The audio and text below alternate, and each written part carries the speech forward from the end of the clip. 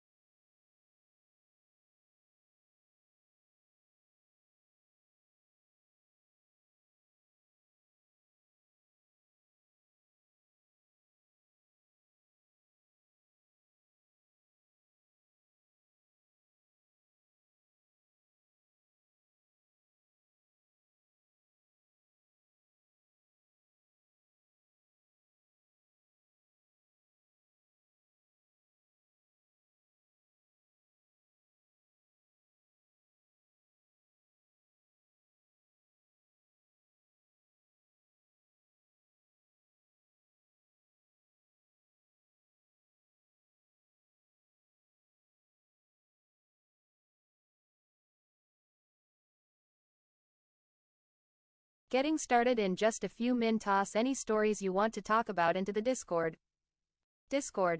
https discord gg beignet tridix 8.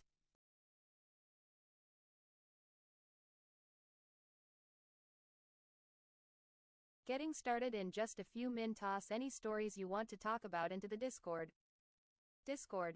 https discord gg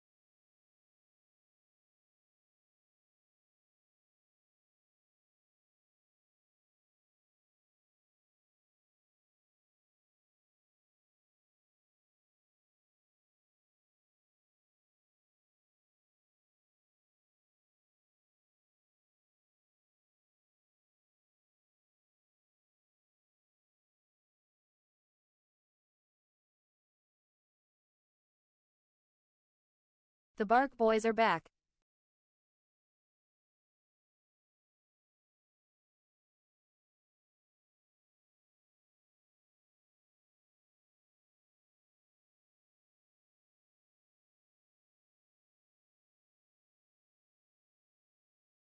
E.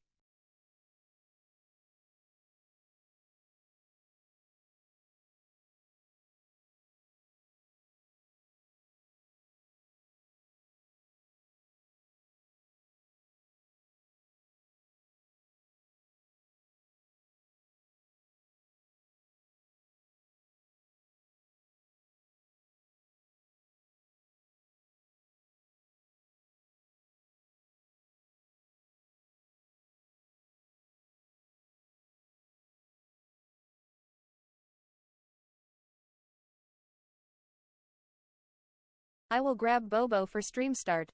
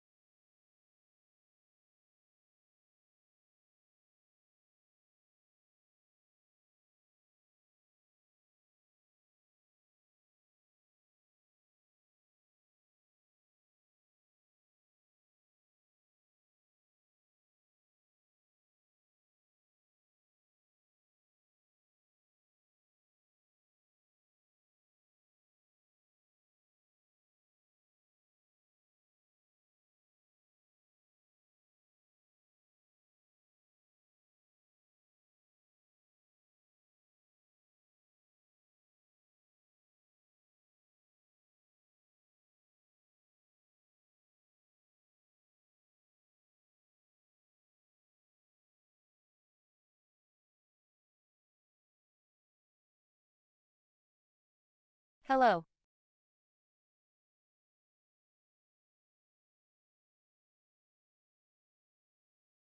Oh hi, I know you.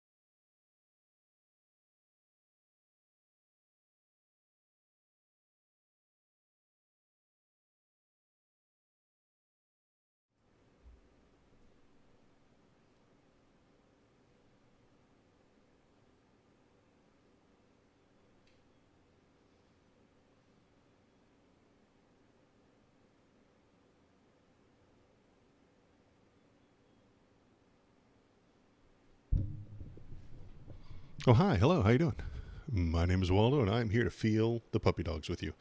Wait, I think I'm here to feel the politics with you, but sometimes there are puppy dogs, too. Say hi, Bobo.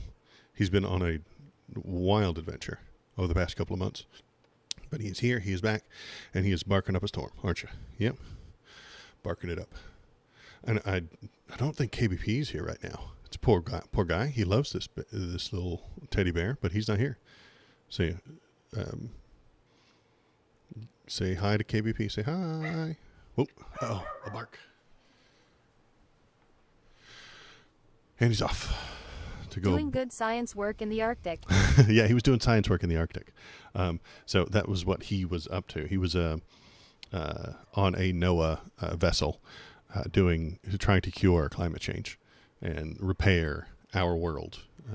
There's some photos of him on the Discord, which you can go to and see. I think they're on the Discord. If they're not, they're somewhere on the Discord. I think they are.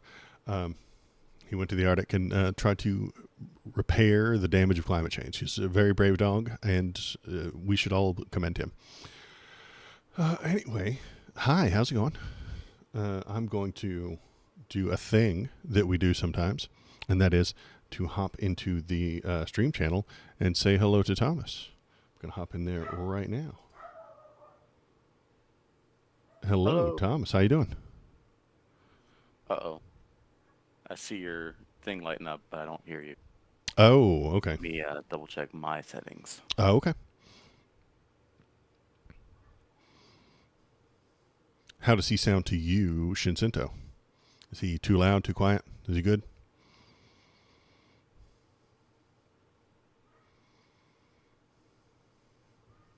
Say something for me. Something for me. There Hello. it A is. little quiet. A little quiet. I can bump him up a little bit. That's easy enough. Hi, how you doing? I'm good. How are you? I am doing fine. Same old thing. I was excited. I got a regular video, not a short, to 1,000 views, and so I was super excited. Hey! Milestones, baby! And it wasn't about Star Wars, which is pretty good too. Because I made the Star Wars video and it got 1,000 views, but those were all hate views for hate. And it really... Well, yeah, fueled that the show's dark side. not good. It's not very good. I agree. It's so not good that people would rather watch content about it than watch the show itself. Yeah, maybe. YouTube the YouTube algorithm is fueled by hate, so that's just a thing. Is it? Yeah, it is. Okay. Man, I'll take your word for it. I've been studying it, and I've been putting videos up, and it's a hate algorithm. It really is. The entire people arbitrarily gatekeeping. Yeah, the entire thing is fueled by hate. Although I do believe your video was a defense of it. It was saying it's fine. It's not the end of the world. It's fine. It's mediocre. Well, at I best. mean, it's a mid tier, and I said no piece of media is the end of the world. I know, right? I mean, well, did you watch YouTube? Honestly, but that show is pretty awful. Awful? Nah, it's fine. It's mid. It's below mid. It's gotta Okay. be below mid. Okay. I am going to share my screen with you. If I do this right, you'll be able to hear the wonderful, lovely Lady Canooch speak to me and you. All right. Also, how dare they Screen kill and Trinity in the first episode I with a silly knife trick? So that does silly. not surprise me. She's She's one of those expensive actors, so you get what you can out of them in one episode, give them the cool stuff, and then kill them off, and they'll disappear. That does not surprise me. But yeah, it was. How could they possibly break Star Wars canon that badly? I don't too? think they did. Oh, didn't they? No. I mean, wasn't Anakin supposed to be like special? You know, he was sired by the Force. Uh-huh. And they made two twins that also apparently were sired by the Force 100 years before that. Uh-huh. In the Acolyte. In a literal quote by Yoda, I would say, a prophecy misread could have been. Oh boy. Jesus Skywalker. Literal Yoda quote. That prophecy Sounds silly. could be misread. That's what Yoda said. Well, I mean, don't we listen according to to him? the extended lore, which I understand has been decanonized by Disney, but Mhm. you know, everyone still goes by. As I recall, the reason for Anakin's existence is because Darth Plagueis and and Palpatine tried to manipulate the Force into creating a being with a ridiculous midichlorian count. Yeah, that is some of the old lore. Yeah, and that's Yeah, exactly what they've done in this so show. the Force actually retaliated against them by creating Anakin. And so how the fuck did these witches manage to create two of these beings? The same way the other guys did. You just talked about in canon people creating these beings, and then it doesn't get canon for people trying, to create these beings. And the Force saying, no, you can't do that. I'm going to create my own. Okay. Well, so the idea of creating these people is well within reason. It's possible. People are doing it. But so people are saying who was so 100 years ago in the galaxy far, far away and in the distant past, who was trying to create a Force-sensitive being, or a more Force-sensitive being, I should say, that caused the creation of these twins? No, the creation of the twins was them trying. That isn't that what Plagueis and Palpatine were attempting to do? Sure. They failed. Well, Palpatine's never accomplished anything. Yes, they failed. Honestly, Palpatine's a fucking joke. He that's fails so at everything. His plans don't make any sense, and he's just a rambling maniac who accomplishes nothing, ever. I don't think he's ever had a straight plan. You didn't watch episode 9. Did you watch episode 9? I did, but I was not fully sober for that. Okay. Well, thankfully, his plan in that one movie is, hey, go kill Rey. Hey, I don't actually consider I was tricking 7, 8, Rey and 9 into joining me. To be real. Okay. Those are a fever dream. I know. Well, in this fever dream, his plan changes 7 times in one movie. Hey, go kill Rey. Hey, I was tricking you into tricking Rey into joining my side. Hey, I need Rey to kill me. What if, Kylo had accomplished the kill Rey that he was told to do in the first 5 minutes? Well, then, does the plan go out there? Palpatine doesn't have plans. And even in the prequels, he owns both armies, and he's making the armies bash at each other. He has no plans. It's just bad writing. Episode 9 is just bad writing. Right. I mean, agree. 7, 8, and 9, all of them are just bad writing. I don't. I agree. Yes, I agree. They are terrible writing. So somehow Palpatine returned. Terrible writing, even though he never was supposed to. Oh yeah, that was. And in the prequels, actually, Palpatine did get some shit done. I mean, the guy became the Supreme Chancellor, right? He took control, and he became the Emperor by bashing both armies that he owned together. He owned both armies. He owned the droids, and he owned all the clones. And then he made them smash into each other, lowering the numbers of both. He is a maniac who has no plans. He is poorly written 100% of the time. Even in the originals, Palpatine I think in the originals barely shows up.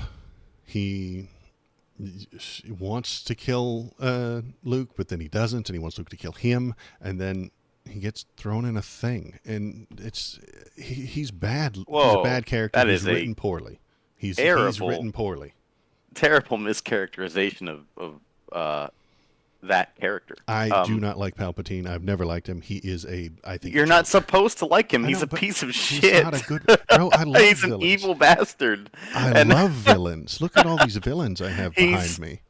I love villains. He is a villain, and he's not a good one. Here's the thing, though, is he orchestrates a lot of things up to the 6th episode, from 1 through 6.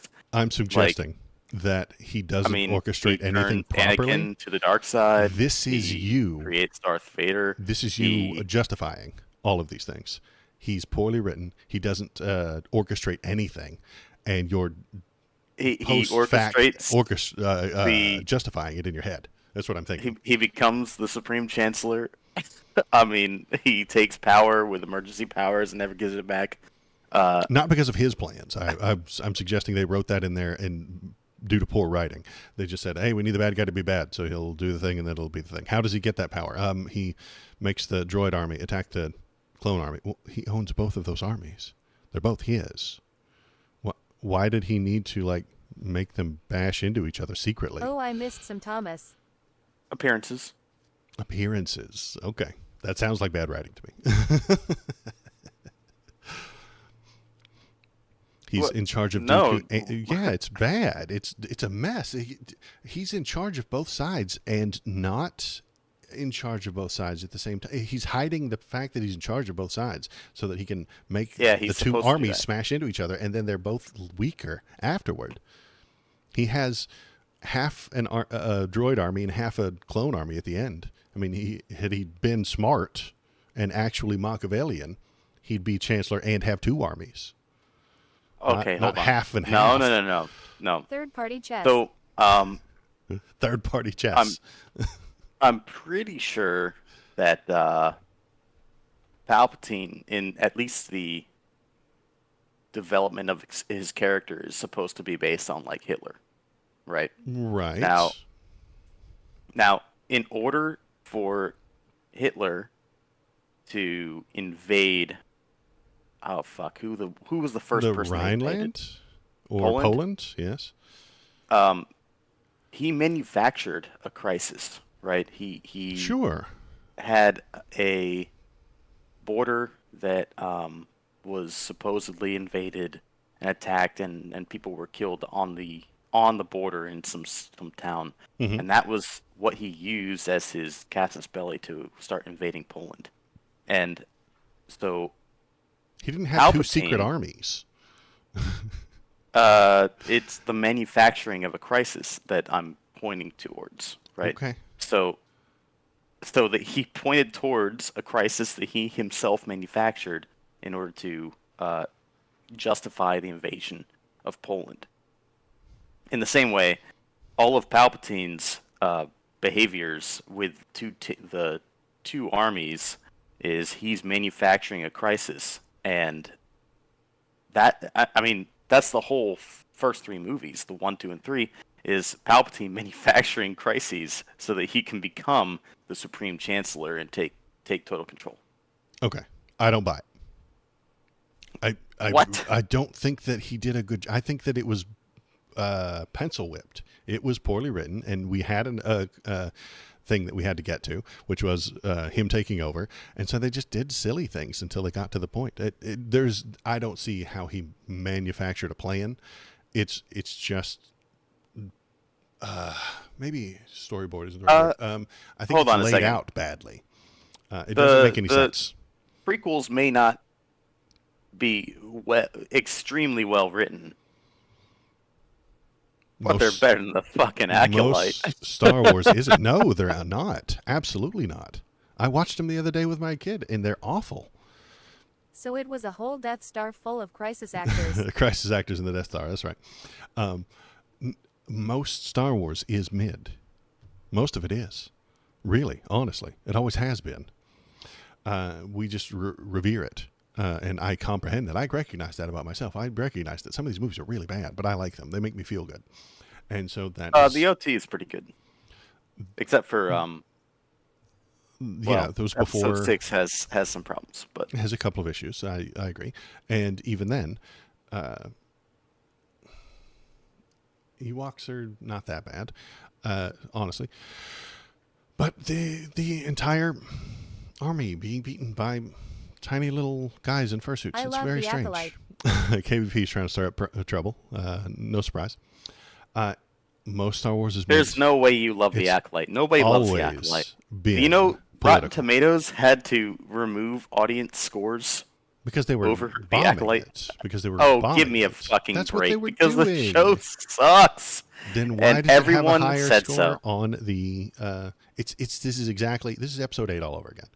There is a filmmaker trying to make something new, interesting, and adult, and the people hate it. The critics love it. Addition to the universe. The critics love it, as just like they did for episode 8, and the fans hate it. because Witches are the best addition to the universe. I think he might be trolling now. KVP's got that ABC, baby. Always be trolling. Good God. They are brigading it with bad reviews because of what they, because they don't feel good. You know what they're showing is the power of many. That was a very cringe religious ceremony. Have you ever seen a religious ceremony? They're awful. I have. Okay. One time I walked in on one and they were a whole bunch of people walking around in a circle and they had some weirdo up on a chair and they were singing some non-English song. Religious ceremonies are cringe. Oh, always. Man. Have you? You can't. I can. That. I can. Have you ever seen a cringe religious ceremony? I've seen lots of them. Of course I have, but you and don't they're all put that on stupid. film. They put it on. I've seen it in movies all the time. People dancing in that circle, singing that song, and carrying a person up on a chair with noisy, weird music in the background. Happens in things way too often. Now, wait a second. Are you telling me that anyone actually likes this show? It's okay. It's mid, like I said. It was spot on best of It's the trash. Star Wars religions. It's trash. I'm sorry. Nah, it's fine. It's fine, actually. Yeah, it was a dumb religious ceremony. Have you ever seen a Wicca ceremony? They're awful. They're incredibly cringe. I would never want to be a participant in one. Oh, apparently their religion is valid because they were able to create two virgin births. Right. From the Force with it. Right. They got that done. Prior to Anakin being created by the Force. Right. If it's possible once, it's possible multiple times. It's not supposed to be. Says who? Says you. Says the fans. Says the people who think that they know everything about everything. Well, I don't trust it.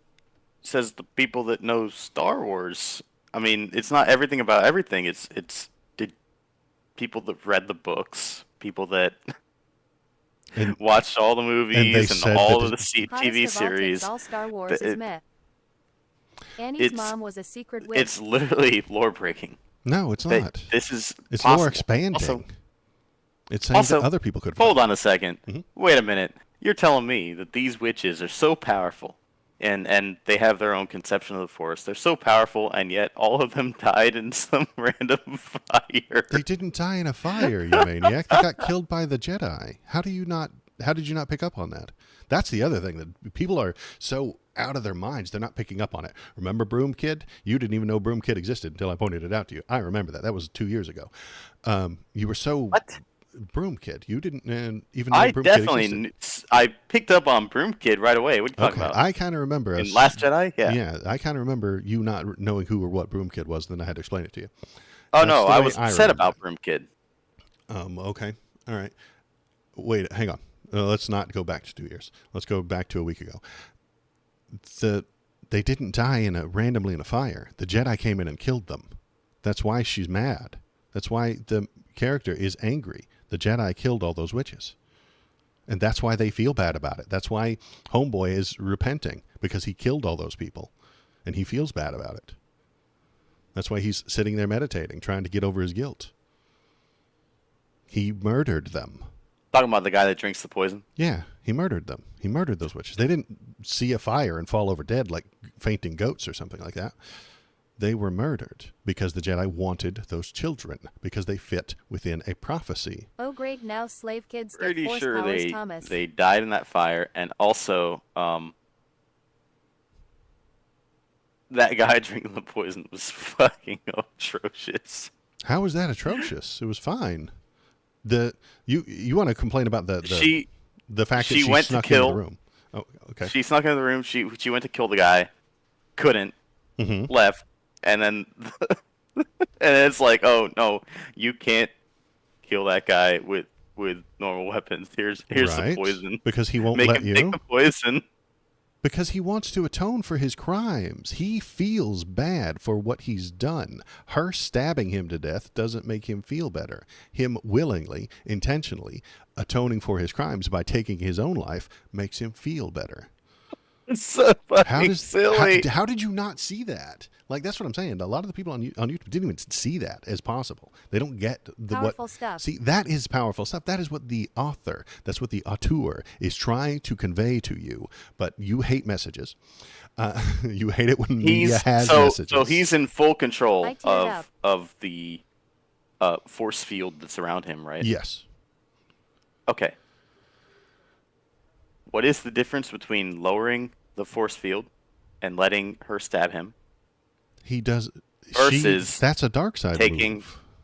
She gets to then murder him. I know. That's not helping him. That's not helping him atone for the crime he committed. What? How does that make him better? He How wants, does that purify his soul being murdered? It doesn't.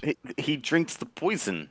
On his own he volition, on his own terms, for his own reasoning. Yes.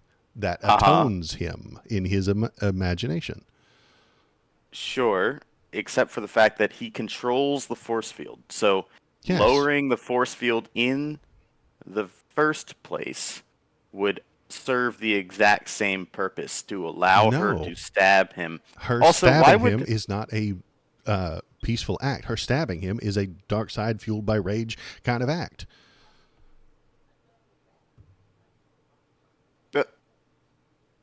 It's violence. It's his motivations we're talking about. His motivation. He doesn't want her to succumb to violence and murder him violently. That doesn't help him. It's just all about feelings. Everything is based on feelings. How could he possibly know what she was going to do? That's so silly. She showed up and swung her fist at him, and then he used the force field to stop her. And Thomas then she showed has up. No humanity left and can't conceive those feelings. With poison. So he showed up. She showed up later and put a poison vial in front of him, and then he looked at it and said, "Oh, hey, that's poison. Okay, this would non-violently kill me, and I could feel better and atone for my crimes." That is a choice he made. So That's his choice. And by not being violent or allowing her to do a dark side act. You say his choice, but yes. I mean, all of it was his choice. Yes. Right? Yes. Okay.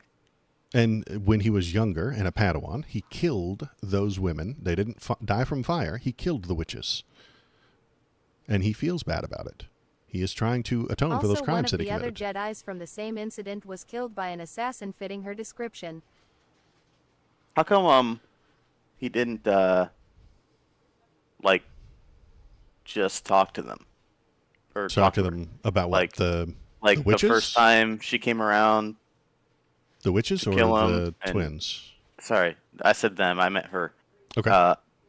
The first time she came around to like kill him and she couldn't, so she had to go back and get the poison. How come that first time he was just like, "No, I'm sleepy." He was meditating or atoning. I don't know. I didn't ask him. The auteur, the creator of the show, didn't explain that to you. And if you feel like they should have done so, then you can complain that it wasn't a very well-written story.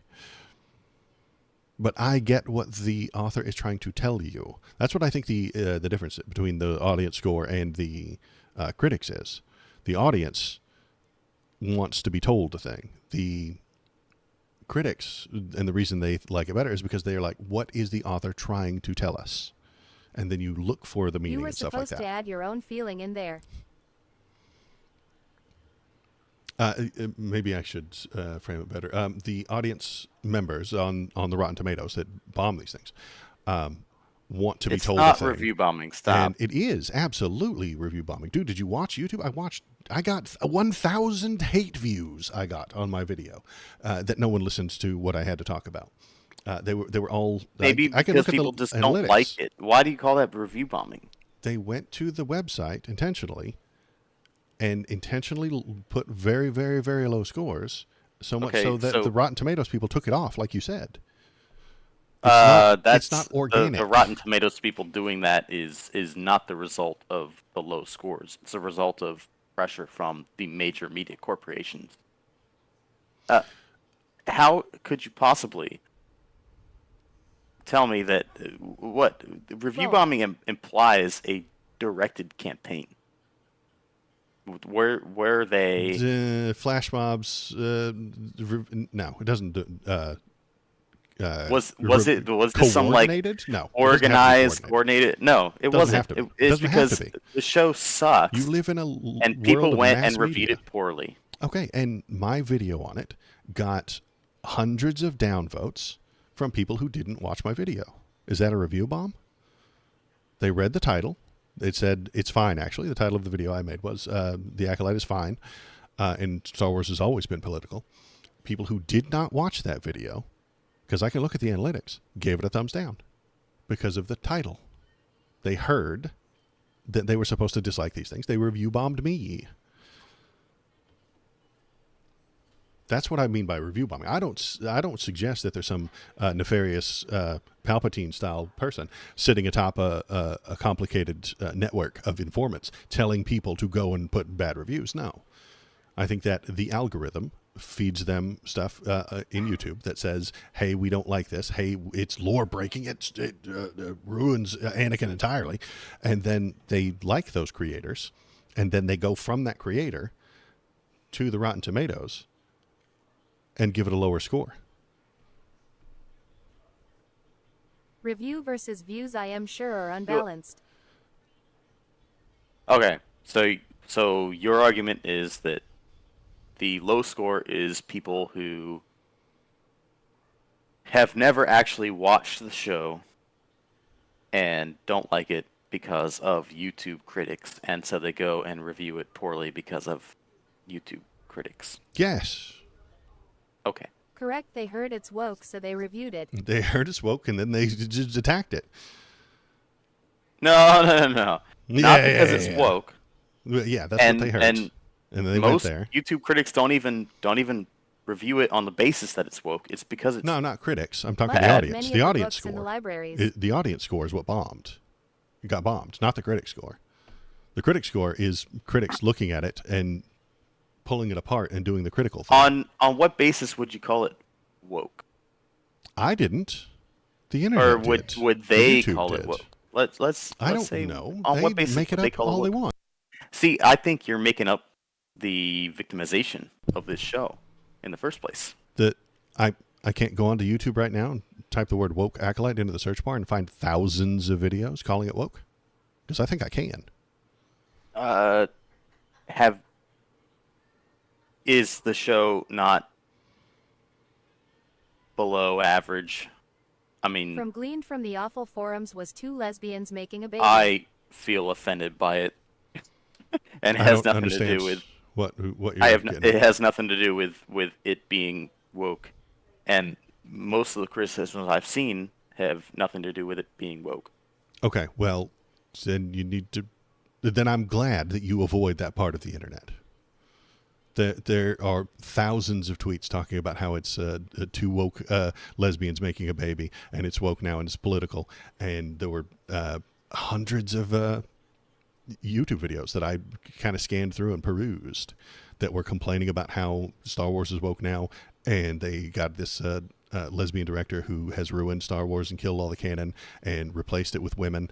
And the woke accusation was made many, many times. Oh, You can be upset No. with it for things that aren't wokeism. That's fine. I don't mind that, but there are people who heard it was woke, went and gave it a bad review, or heard it was woke, went in there with angry, hateful eyes when they watched it and said, "Oh, so gross! This chick's ruined it," and then just ran to the Rotten Tomatoes review board. That's what I'm saying. I'm saying it's poorly written. It I deserved its agree. audience score that it had. It's maybe a 20%, as opposed to the critic review score of, what was it, 70, 60, something like that, I think it was in Which- the 60s, if I How remember can you correctly. hate S got twins? which is actually one of the lower disparities. Mid, like I said. Oh my God, the critics, even the critics were like, It's not well they written. couldn't I even give agree. Critics, it's not well written. I'm not It's saying it's a 100 trash. out of 100. I've never suggested that. I said it's fine, but that doesn't mean fine does not mean 90%. Our internet lives have fluctuate between dog shit and 100s. I mean, that's the internet for you. That's YouTube. Everything is either dog shit or 100%. No, there are things in the middle. Fine doesn't mean 100%. Fine means like 60, 70% maybe. And honestly, I think it's 60 and could be a little bit more if they give a good ending, but I don't think they will. So it's fine. And Star Wars has always been political. Always has been. I didn't say anything about I know. politicizing it. I know. What? No. Okay, sorry. The show is just not good. I was arguing with YouTube reviewers who were shocked and amazed and complained that it's gone political now. Okay. I suggest that it's always been that way. You weren't suggesting that, but YouTube was. That the show Andor, itself, Obi-Mando are all meh, but Acolyte is there are head so above. many poor decisions made in the show. Andor is actually awesome. Obi sucks, and Mando is trash. KBP. Mando is trash? How do you figure? Andor's good. Obi-Wan has pacing and blocking issues. Like the people had never had people running before. Darth Vader standing in front of a very small field of fire, can't cross it. He lives can't pull Obi-Wan again through the fire the same exact way after the fire. He just put out a fire. He dragged Obi-Wan through the previous fire, and then a new fire shows up, and Darth Vader can't do anything. No, Obi sucks. It was put together by that scene you brought up just now is probably one of the worst in the whole show. I agree. I hated every minute not every minute of the show, but that one. I was like, do you not understand where your people are standing? This is bad blocking. This is bad positioning. This is bad cinematography. It's bad. Everything is so fucking bad. And the fucking medical droid goes to pick Obi-Wan up, and Darth Vader stands there like he can't do anything after fucking dragging Obi over the fire previously for 3 minutes. Are you only looking at budgets? Story-wise, Acolyte is better than all of them. Oh, what a shit show. Also, Reva, teleporting through the tunnel there was in some front of Leia. Yeah, that's what I was talking about with the blocking. Holy shit! It's a tunnel, and she goes through the tunnel, and they stop, and they turn around, and they stop, and they go back, and they go back and forth. And then there's Reva in front of her. What the fuck? How did you get there? This is a tunnel. It's a straight. You would have to walk. Oh my god! Yeah, that was really bad. That's bad blocking. That's bad cinematography. I agree. That was badly made. So bad. Man, so Obi sucks. Also, he left Luke for no. It's all mediocre and mostly forgettable. That's the point I've been trying to get to, Shinsinto. It's all mid. It's always been that way. We just feel differently because we associate with it so hard. I'll give Mando season 1 a pass. I'll give it above mid grade. Okay. On that one, but season 2. No. And then Andor was actually well above mid. Okay. I can agree. Good show. Really good show. Acolyte, better than all of them? No. No. Do I think Acolyte's better than all of them? Acolyte's the worst of the 4. I don't think it's... honestly, I think it's slightly better than Obi-Wan, my opinion. But Mando and Andor are definitely better. Yeah. At least season 1 Mando is definitely way better.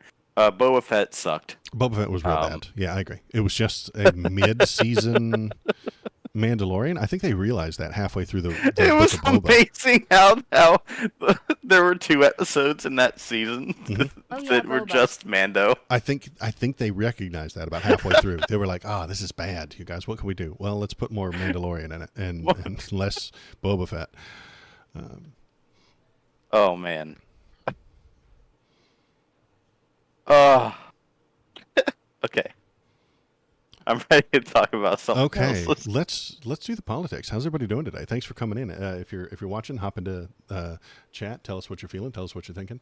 If you want to give us links to talk about stories and stuff like that, I've got a bunch ready. Are we just starting this stream after this now? We are just now starting. We're 36 minutes in, and we are just getting started. if you want to tell us what to talk about, you can do so in the Discord. HTTPS Discord Yeah, sorry for delaying. No, this is good. Derailing the conversation for content. so long, KVP. This is content. If you want to tell us what to talk about, hop into the Discord and tell us what's going on. The result is at if KBP you want to 24. be cool like KBP, trying, you lost 50 points. You can play the slots game and lose terribly if you'd like to. Lost 50 points, bro. What the fuck? He loses most of the time, but he's still winning the most points. You actually get 5 points for every time you chat in any of the chats. So he's got way more points than anyone else, and he uses it to gamble because he's addicted now. It's great. It's part of my evil plan to get people addicted to the point system, and then they come back and they have to do the slots, and then maybe I'll turn the points into something interesting someday, but probably not. I'm awfully lazy. Let's see. What is happening on the news? Let me bring up our webcam screen. There it is. Project 2025, the myths and the facts. The sweeping conservative plan for Trump's second term is very real. Here's what it actually says. This has been all over the news lately. Have you heard about this? Have you seen this? What are you thinking? I've heard the words Project 2025, and I have an idea of what it's supposed to be, but let's go through. Yeah. Okay. This is, it's been called authoritarian and dystopian. So what is it? Let's go down to this is just a heads up. So what do we got? We've got, good one here. What is actually in Project 2025? Let's just skip to that. Concentrating power in the presidency. Trump's allies believe that his first term failed because he couldn't get enough loyal appointees in place and because the deep state bureaucracy sabotaged him. So a main recurring theme of Project 2025 is how to bend the executive branch to a conservative president's will.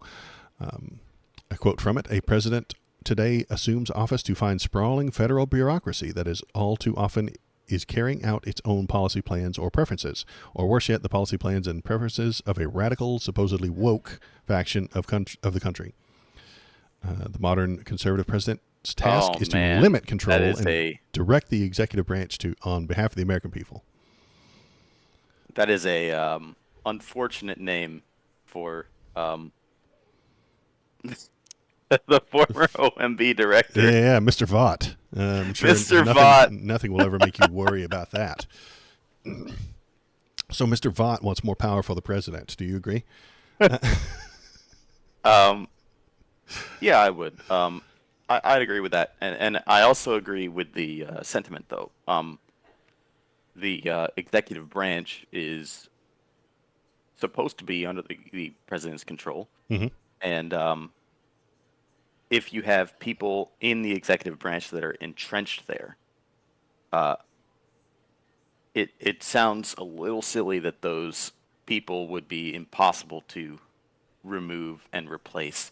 Like the president is supposed to be able to select his own cabinet, to select his own directors of the various things he's in charge of, right? The DHS, the DOD, right, etc. And so for people to be entrenched there that do not agree with the president doesn't quite sound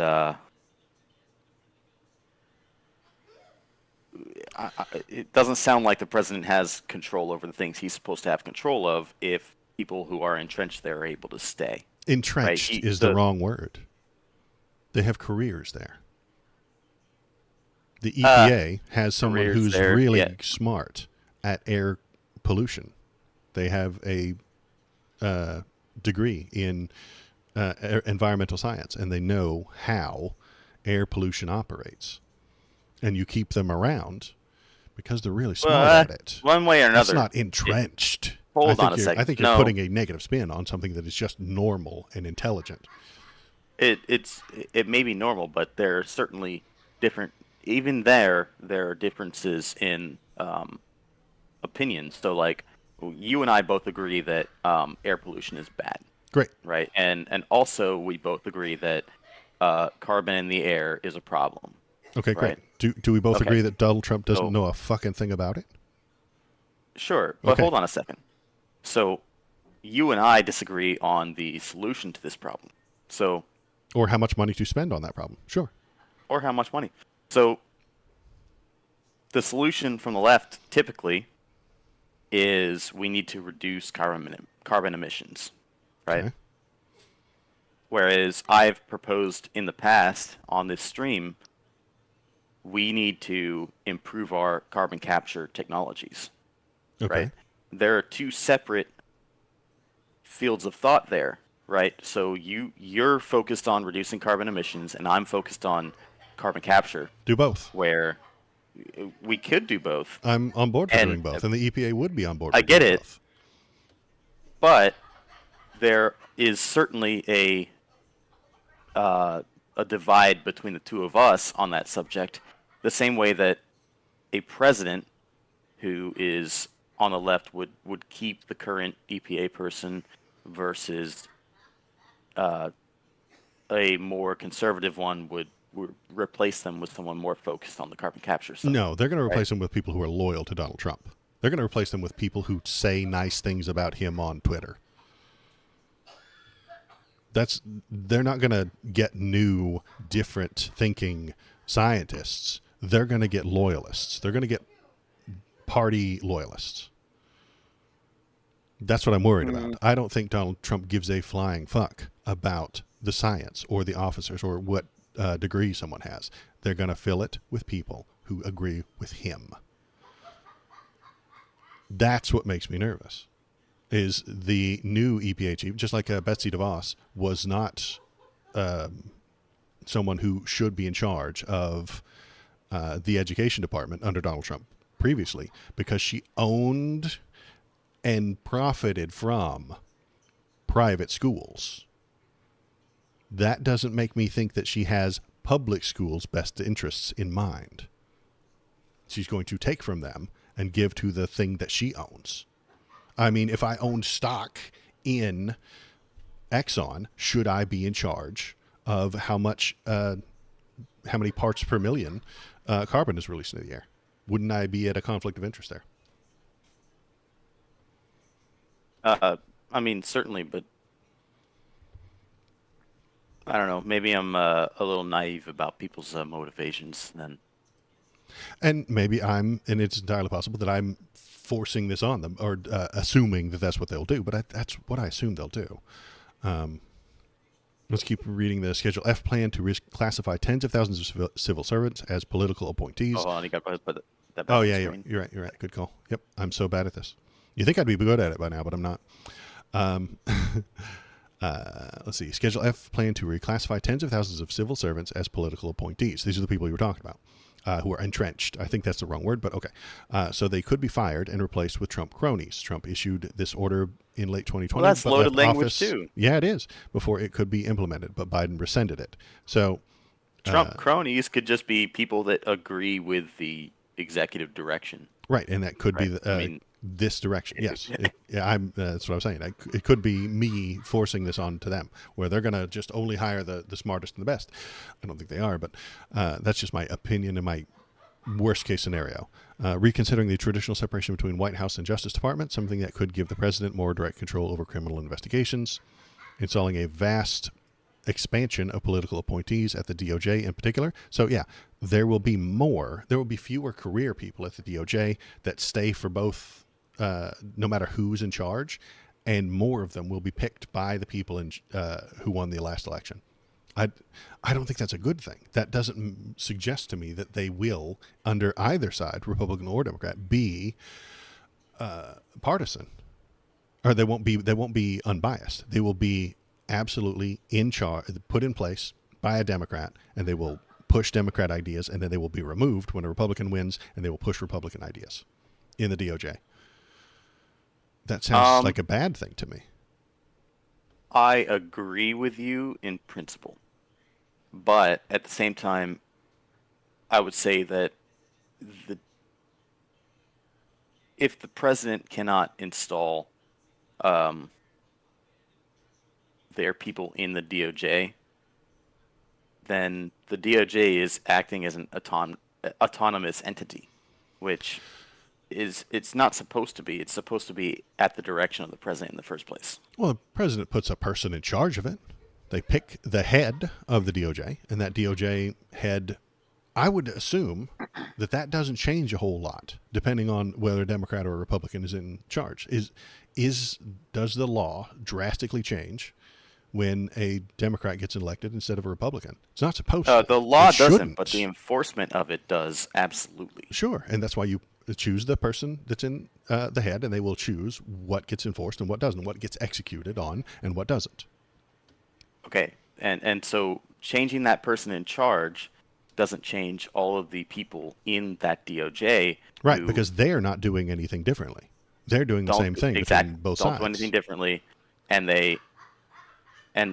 they've been given a directive, and they don't do anything differently when a new directive comes around. That's the problem. No, that's called stability. That's order. That's a good solid base on this pyramid. This Project 2025, to me, the way it seems like they're going to crumble the base. They're going to crumble the base of the government. They're not base as in voters, voting base, but like the thing that it's built upon. They're drilling holes into the foundation. I think that what you're saying here is that the DOJ should be stable and immovable, regardless of who is the president, and I don't agree with you. Why? That is what I'm saying. Why would we want it to swing differently? Why would we want it to wildly swing from one side to the other? Because I don't think that its current iteration is functioning properly. That's why. So if it's not functioning properly, do I want the stability in the DOJ? No, I don't. I want the DOJ to be changed in a pretty vast way to actually function the way that it's supposed to. Like, when under one administration, crimes are not prosecuted the way that they should be prosecuted, do I want that changed? Yes. And so if the previous administration said, no, we're not going to prosecute certain crimes, then we have a problem, because if you keep the same people there, they all agree with the don't prosecute these crimes. No. So if the new president takes over and says he puts someone at the head who says we are going to prosecute this, then they will. I don't think they will. Of course they will. The new head told them to. They said, here's all the evidence. They're evidence gatherers. It's almost like they're the data gatherers, and then the person at the head tells them what to do with that data. And I don't think that the data is going to be there anymore. I think that Donald Trump is going to fire all the people who have ever said anything unhappy about him, or they'll go to tweets from 2009 and say, hey, you posted this on Facebook and said, hey, I don't like that Trump guy on The Apprentice. You're fired. And then they'll fire him and replace him with people who don't know what they're doing but have said nice things about Trump. We will get the actual, remember Idiocracy, when he had the whole people sitting there at the thing and they just said that's what plants crave? They don't know what they're talking about. They don't know what they're doing, and they will just do whatever Trump tells them to do, or whatever the Heritage Foundation tells them to do. Or what I don't think that's the case. And as much as I want to joke about the situation, fuck it, I will. Most of the people in those positions anyway are already doing that. Absolutely not. You've been lied to. You've been tricked by Republican media. You've been tricked by conservative media telling you that the people who are enforcing these things are bad. I don't watch conservative media. I don't listen to it. Somebody's convinced you that. They're not the people that are the problem. They're just doing their job every day. They're creating this data. They're in there. They're doing the job. And then the person in charge, who's appointed by the president, decides what to do with it, which direction to go. And I think that the regular people in the administrative state, that's not a deep state. It's just regular people doing a job for the government, which probably usually pays a little bit less than doing a job for a private organization. It's a bit more stable, and it's harder to get fired. Yes, I agree. But it's also pays a little bit less, so you're doing a cost-benefit analysis there. And those people are going to be out for political reasons, and they're going to get replaced with political appointees who are going to do things for a political way. If you want the DOJ to be more political, Project 2025 and Donald Trump will make that happen.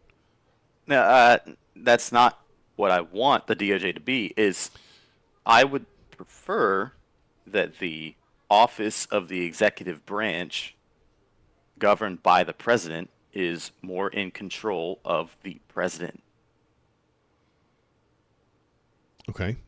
The DOJ is going to be more political if Trump wins and Project 2025 gets put into place. I mean, that's not even are you arguing that point? It's going to be more political. More political is such a silly way to look at it. I want the offices that are under the president, that are under the direction of the president, to actually be at the direction of the president. What is wrong with that? It's what it's supposed to be. No, yes. It's going to be less neutral. Does that sound good? Do you agree with that? It's going to be less neutral. Yeah, that's fine. Okay, that's fine with you. Okay, that sounds insane to me. You want it to be less neutral. I don't like that at all. That's less stable. That's less orderly. The law will be whatever they feel like at the time, and the order will be whatever they decide. There will be no law and order. It'll just be based on how they are feeling at the moment, and that'll change completely 4 years from now. Court system's for. And so if they violate the law or if they violate the order, then we have a court system that says, no, you can't do this. After it's already yes, you can violated. Do that. That sounds bad. You're talking about closing the gate after the horses have all gotten out. Doesn't do any good. No, I'm talking about checks and balances. And what you're saying is that checks and balances don't actually exist, but we should keep people from being able to control the things that they're supposed to control, because why? If you have properly running checks and balances, you won't have wildly swinging pendulums. You won't. Checks and balances lead to stability and stillness, honestly, and it leads to this. Checks and balances have given you these agencies that have entrenched people. That is what checks and balances have given you. Taking away checks and balances will lead it to wildly swinging from one side to the other in a disorderly way. I disagree. I think that the checks and balances are there in order to make sure that no branch has more power than it's supposed to. Right. And I think that the branches should have power over the things that they're supposed to have power over. The things that were written for them to have power over. So when we talk about people in the DOJ, should Trump be able to remove certain people and put new ones in, aside from just the head? Yes. I think that the president should be able to do that. Okay. I agree. And what are we arguing over? That he's going to reclassify thousands and thousands of them that were not previously. He was not allowed to replace. The Schedule F plan to reclassify tens of thousands of civil servants who he could not replace, he now can. And I don't trust his judgment. I don't know if you know this about me. I don't trust Donald Trump's judgment. Should there be? I think he is wrong most of the time. Do you trust Biden's? Should there be more people than Trump's? Yes. He's not doing this. Biden rescinded it. Hold on a second. Should there be people in the DOJ that the president cannot decide to fire? Yes, that would bring it some balance. I disagree with you. I know. Think the president is in charge of the DOJ and should be able to choose who gets hired and fired if he so chooses. There is just like as usual, what we are discussing is the amount that these things should be done, and this unchecks the balance. It really does. This changing to Schedule F will give Donald Trump more power over who's in charge there. That, I suggest, will cause chaos in those agencies. I don't understand what your point is here then. You agree that the president should have control over the DOJ and should be able to fire who to they an extent, want. Within reason. And I think this is what's within reason for you? Within reason. figure out what's within reason. What we have right now is more stable and more reasonable than what they are proposing. They are proposing less stability and less reasonable amounts of power for the president to hire and fire. There's no reasonable amount. It's the president should have that power. He's in charge of the DOJ. Okay, so he just has all the power. That doesn't sound very checked, and it doesn't sound very balanced. It's called being the head of the executive branch and managing the executive branch. And the checks and balances are the president can't introduce new legislation, and the president can't violate the law, and the balances and the checks are the Congress has to pass laws before they are enforced, and the Supreme Court, or just the judicial system in general, is supposed to make sure that there's no issues with the way that it's being enforced or with the law itself. It's not in violation of the Constitution.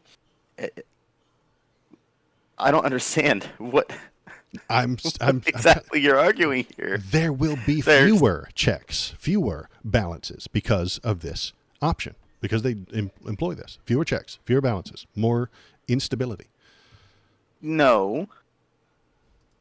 Yeah, he's going to fire 10,000 people. Tens of thousands of civil servants will lose their job based on whether or not they said nice things about Donald Trump. They're going to get canceled. I didn't put that in there. That's tens of thousands of civil servants maybe rescheduled. They'll schedule. Have planned to reclassify. They will have their job titles reclassified. Tens of thousands of civil servants as political appointees, so that they could be fired and replaced with a Trump crony. Yes, they could be. You're right. I think that they will. Could be. This and is also, the part of the plan. Hold on a second. This is part of the plan. No. They're suggesting that he do this. First of all, the ability to fire someone is a good thing. He'll have more ability. That's what this is going to do. Yep. Yeah. Okay. And you know what? If I would support this if Biden won too. I wouldn't support it if Biden won. I wouldn't. Reclassified. It should not be as difficult to fire a government employee as it is. That's ridiculous. Okay. It is so stupid how hard it is to fire someone who is under government employment. Right, because that is they're shooting, they're pushing for stability. No. Yes. I don't care about the stability. People that don't belong in a job don't belong in it. And we don't want them to be fired because they don't agree with Joe Biden. I don't want anybody fired because they politically don't agree with his stance on immigration. I don't think you should be fired from the DOJ because even if, I mean, especially if you don't hold on a second. Position, if your stance on immigration is if it has nothing to do with your job, I'm saying hold on, nothing to do with your job. Hold on. If it's part of your job, and we disagree here, but if it's part of your job and your stance on immigration is differing from the president's decree, basically, should you be able to be replaced? If there is some reason for it. I mean, okay. So what I'm saying is if you are an immigration lawyer working at the DOJ and the head of the DOJ, who just been appointed by Biden, disagrees with you fully, then there should be a process that is taken. That's fine to have them removed or something like that. I'm okay with that existing. This is going to make that easier and faster and quicker and way simpler. Great. Okay. That sounds good to me. Okay. It sounds like chaos to me. It sounds like a lack of checks and balances. What I described to you a moment ago was checks and balance. No. You've described a lack of control over the branch of over the executive branch, lack of authority, which the president is supposed to have. A lack of authority, yeah. That keeps it in check and keeps it balanced. No. Yes. No. Checks and balances are the opposite of authority. Authority means you do whatever the hell you want, whenever the hell you want. You have no checks. I'm for balance. Checks and balances in the right places. I don't think you are. I'm not sure you are. I'm making wild accusations. I certainly am. I don't think okay. I'm going to point at I'm some for more them in the right places. in the places that you appreciate them. Interesting. In the places that they're, designated by the Constitution of the United States, I'm in favor of those checks and balances. Okay. And this is one area that you're upset about, where the president it should be fully within his right to replace as many people as he wants within his own departments, the ones that work under him. That's not a check and balance. and nobody That's can stop all him? executive branch. And nobody can stop him? Nobody can exert some sort of political pressure for him not to do that? He is If someone decides that unchecked. he's behaved unlawfully, then yes, they can go to the courts. Okay. Or if they decide that the president shouldn't have that much power, well, guess who can make that that change? The legislative branch can. Checks and balances is the checks and balances between the three branches of government. The Not idea that small checks and balances. What? You can have small versions of it. No. This is no. this. The president is supposed to have control over these branches of government. Over the branch of government of the executive branch, right? So it's supposed to have control over the DHS, the DOJ, the military. There's the checks and balances are: did you use these appropriately or not? Right. Mm-hmm. The executive being in control of those things, there's not supposed to be checks and balances against that itself. The checks and balances are, did you use your power appropriately? So, firing people who are in the DOJ right now and hiring new people is well within the president's powers and should be. It's so silly that there are people that are entrenched in the government that can't be fired, and I agree with the Schedule F plan. I mean, yes, there are a lot of people that should be able to be fired that can't be fired right now. So silly that you can't fire people for poor performance. Sorry. Okay. Well, okay. Poor performance. Great. Whatever. You've got a high performer, and they tweeted in 2016, don't vote for Donald Trump. Should you fire them for that? Do they perform the duties of their job? Yes. Merit. They've got all the merit. They have a degree, and they're doing a very good job. Should they be able to fire it? No. Okay. Are they gonna? Are they gonna? Should they be able to? Actually, I'll take that back. Okay. And yes, would I fire them? No. And I also don't think that, in general, even Trump wouldn't fire them. And I'll say this: if the policy changes and they proceed to not follow the new policy, that's when they should be fired, because they are no longer high performers. So they pass a policy quickly that is possibly even illegal. And we get into a situation where, remember the Saturday Night Massacre, where Nixon said, hey, go fire the special prosecutor.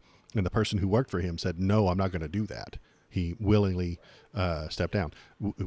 I expect a lot of people to do that if Donald Trump wins and implements this plan. I think he will say things that are possibly illegal, and then the people will step down. What if they just say no and then they could be fired? Yeah, they could probably be fired at that point. I think that's a lack of checks and balances. At that point, no, there is a great deal of checks and balances there, because when you fire those people after giving them an unlawful order that they refuse to follow, guess what? You get to sue the government for unlawful termination or wrongful termination. And then after all the once you sue the government. I mean, this is what? No, you step down because you refuse to. How long will that take? Months, maybe even years. Everything takes months, maybe even years. What? Who cares that it's not instant?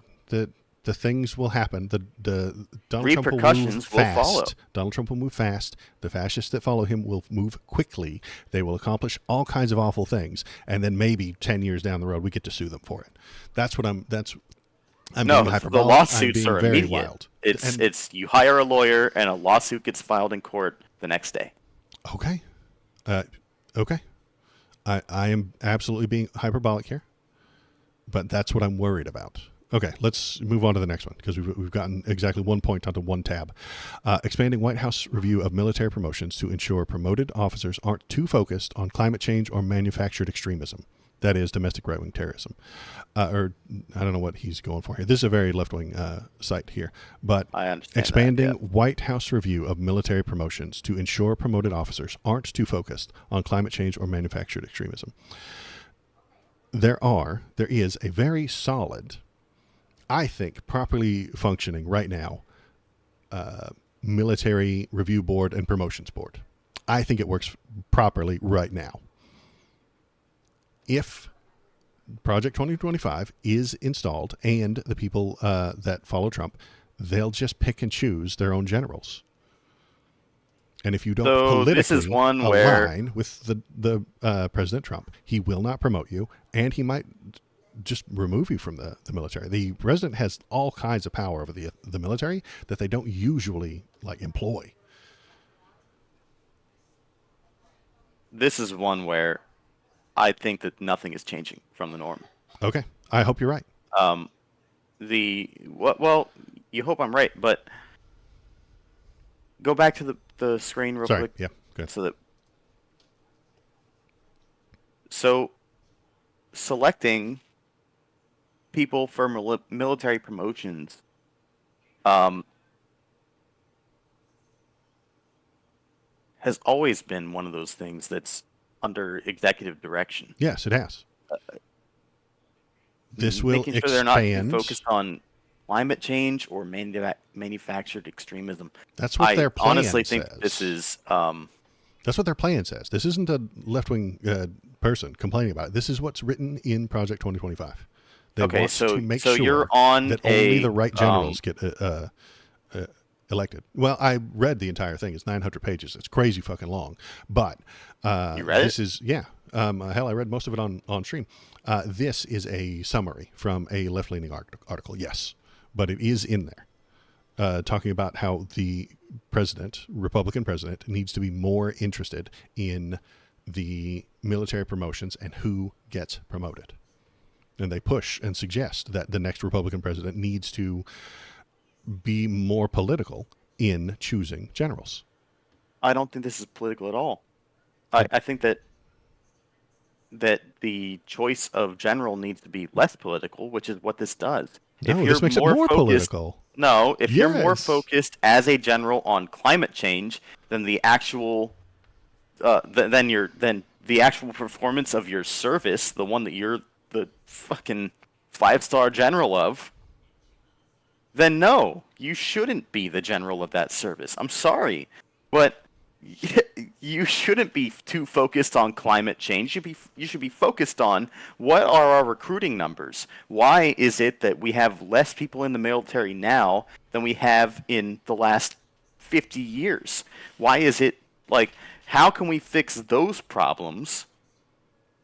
And why would a general in the military be focused on fucking climate change? Because that's millions not their of people, purview. Because it is entirely within their purview. Millions of poor people will go from one place to another, crossing borders, getting shot, doing possible invasions. What? Yes, no, millions of people will die, and they will leave the place that they are, and they will migrate to another place. That crossing borders, that becomes a military issue, does it not? If imagine 1 million people in Bangladesh are affected by climate change and they start leaving and moving to somewhere else. That becomes a military issue. If one of the militaries doesn't want them there, starts shooting at them, or they put up a build a wall, perhaps.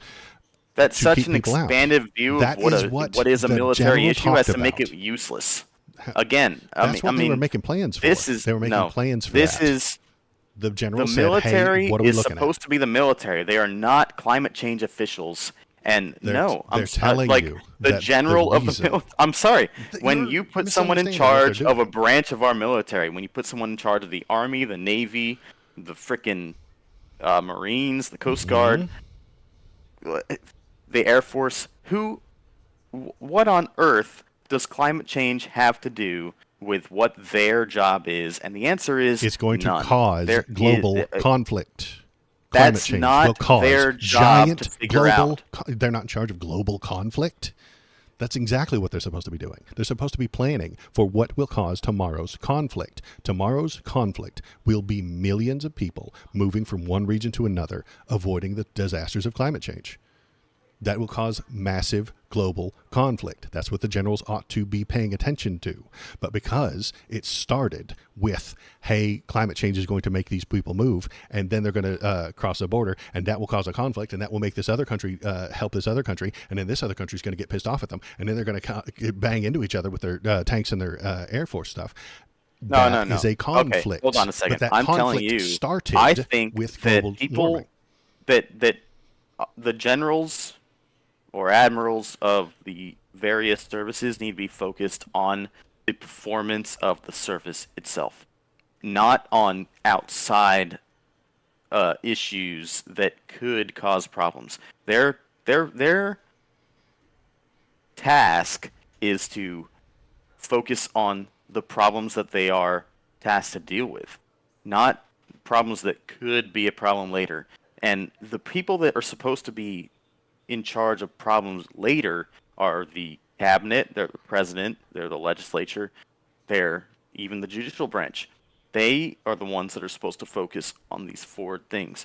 The executive branch, when the executive branch says, I want you to focus on this, they're not supposed to focus on that, right? Like, when it's so silly that we would have people in the executive branch who are not following the direction of the executor because they think they see further ahead than the the president does.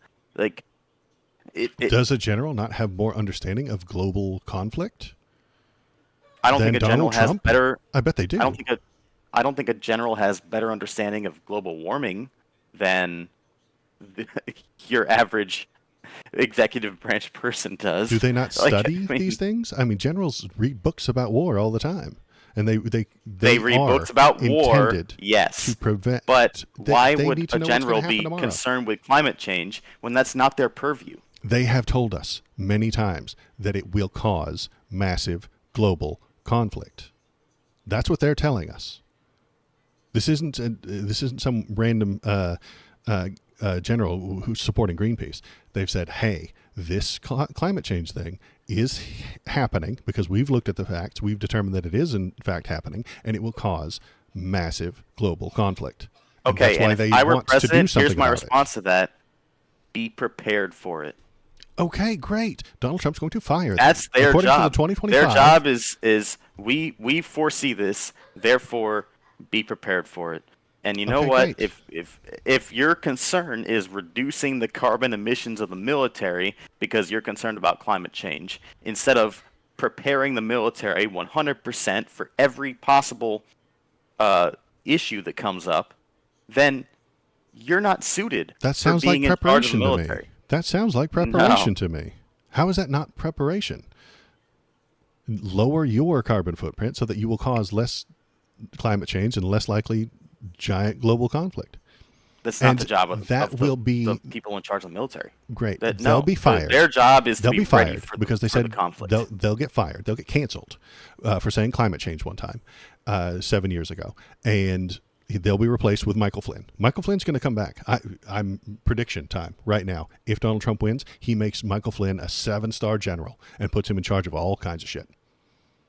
That is my absolutely wild prediction.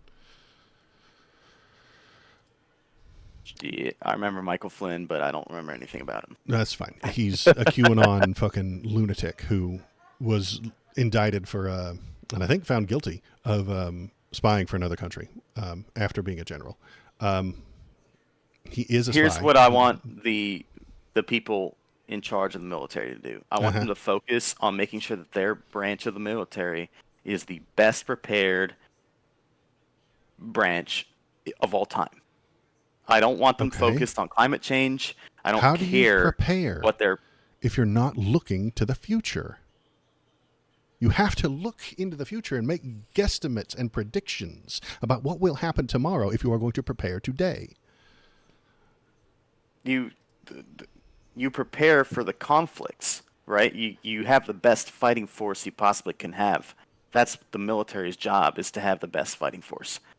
Like, preparing for climate change is a job for somebody else. It's not the military's job to do that. It's the military's job for, if a conflict happens, we are ready to fuck somebody up.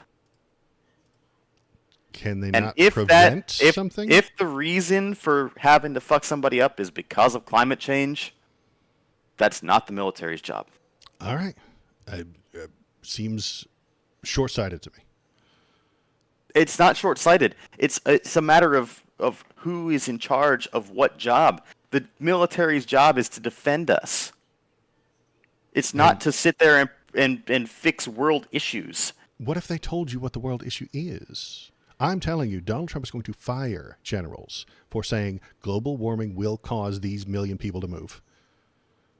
Is that a fire-worthy offense? If a general says, hey, if this temperature reaches next year, 2027, if the temperature in this place reaches this much, these million people are going to walk away and move into a different territory.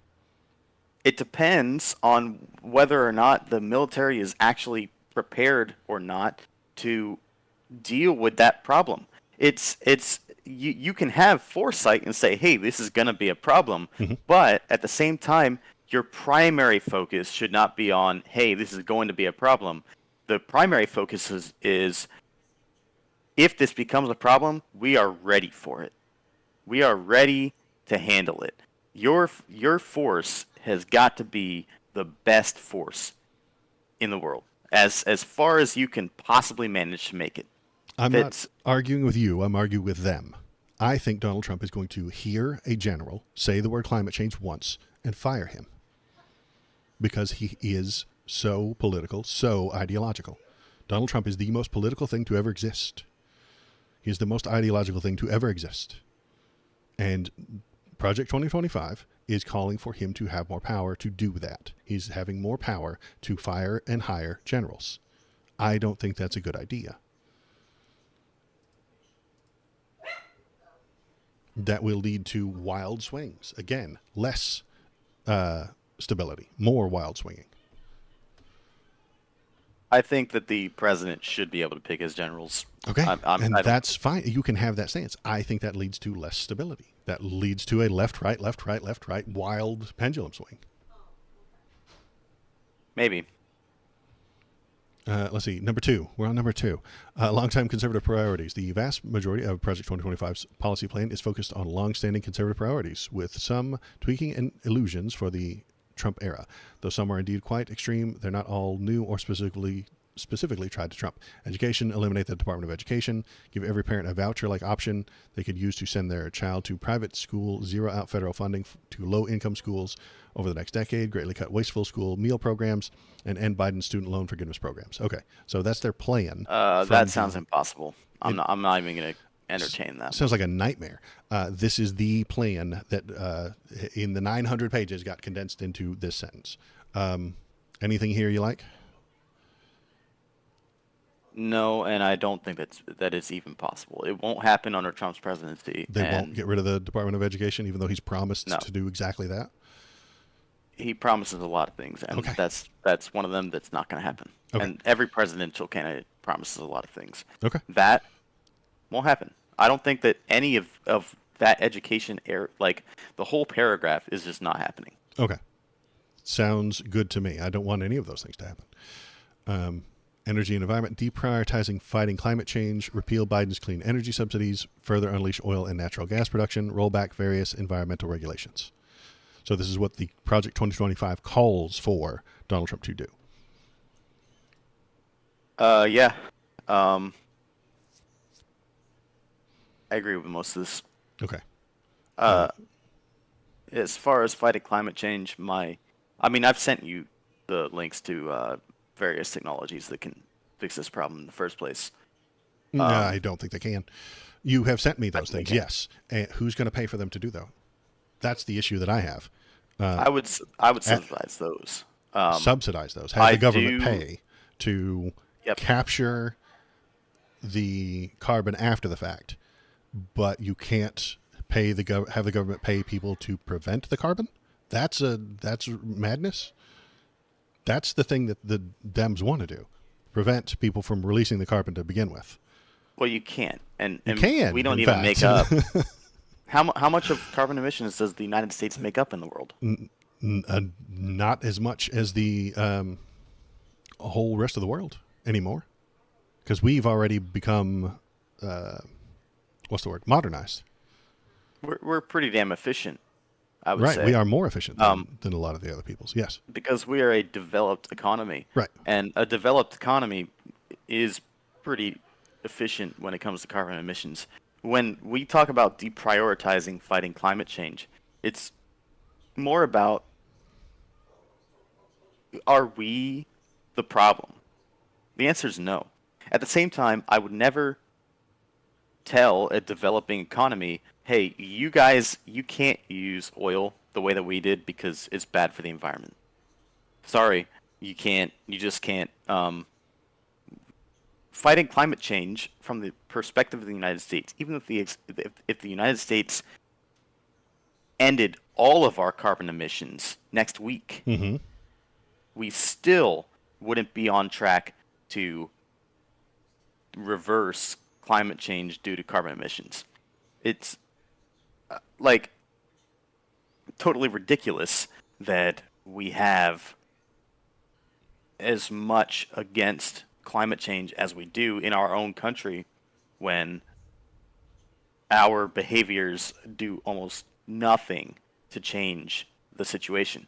What we need to be doing is removing carbon from the air, removing it from the ocean with our carbon capture technologies that we can put on engines for boats that take carbon out of the water, and creating carbon capture plants on land. Seems very similar to the thing you were talking about a minute ago, where if things go wrong, you sue afterward. So the problem happens, and then you fix it afterward? There's no preventing the problem from happening to begin with? The problem is here. Okay? There is no preventing it. It's already happening. Okay, so we shouldn't stop doing the bad thing? We should only clean up after the bad thing is over. There's a problem, and we can clean it up next week, but we're not going to stop doing it today. That's what it sounds like you're saying to me. We can clean it up next week, but we're not going to stop it today.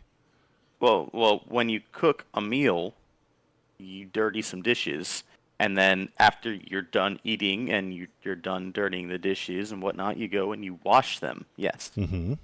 And if you could prevent those dishes, shouldn't you? Well, If the washing of the dishes kills millions of people, shouldn't you avoid dirtying the dishes? I'm mixing our metaphors, I know, but I don't think it's killed millions of people, but I do. I'm mixing up our metaphors. About. I'm suggesting that climate change will kill millions of people, and we can fix it next week, but we're not going to stop doing it today. That sounds short-sighted to me. That sounds wild. Fix it next week. Okay, well, according to your devices, the new devices work, and they're going to help, and they're going to straighten everything out. Great. Shouldn't we also stop doing the bad thing? You've got a device that cleans up trash. Shouldn't we? And we have a problem. We have a problem with trash, and you've got a device that cleans up the trash after the fact. Can't we also prevent the trash from being created? Can't we do something to prevent the trash that's causing the problem? Is the creation of the trash in service to a greater good? Capitalism, money. It's just how the world goes round. I know. I mean, that's the problem. The fact is, they're doing this for money. You've reduced this to a point where it's like, oh, does creating this trash, or should we stop creating the trash? Well, creating the trash is in service to me eating the food, right? I'd like to eat the food. It's essential to my survival. So, I'm going to cook the food, and I'm going to create the trash, and also have to wash the dishes, and what the fuck, man? Like, what I'm saying is that the prevention of carbon. Let's stop the metaphor since I'm getting confused. You're going to prevent me from eating. I'm going to prevent you from eating as cheaply. That's the thing. I'm not preventing anybody from eating. I'm preventing them from eating as cheaply because the corporation will have to pay for the regulation. That's the issue. That's the sticking point of this entire problem. Well, we the problem is capture that stuff. We can prevent the carbon. It's just that the companies don't want to pay for it because then that cuts into their bottom line. The problem is that we don't create the majority of the carbon emissions in the world anymore. Right.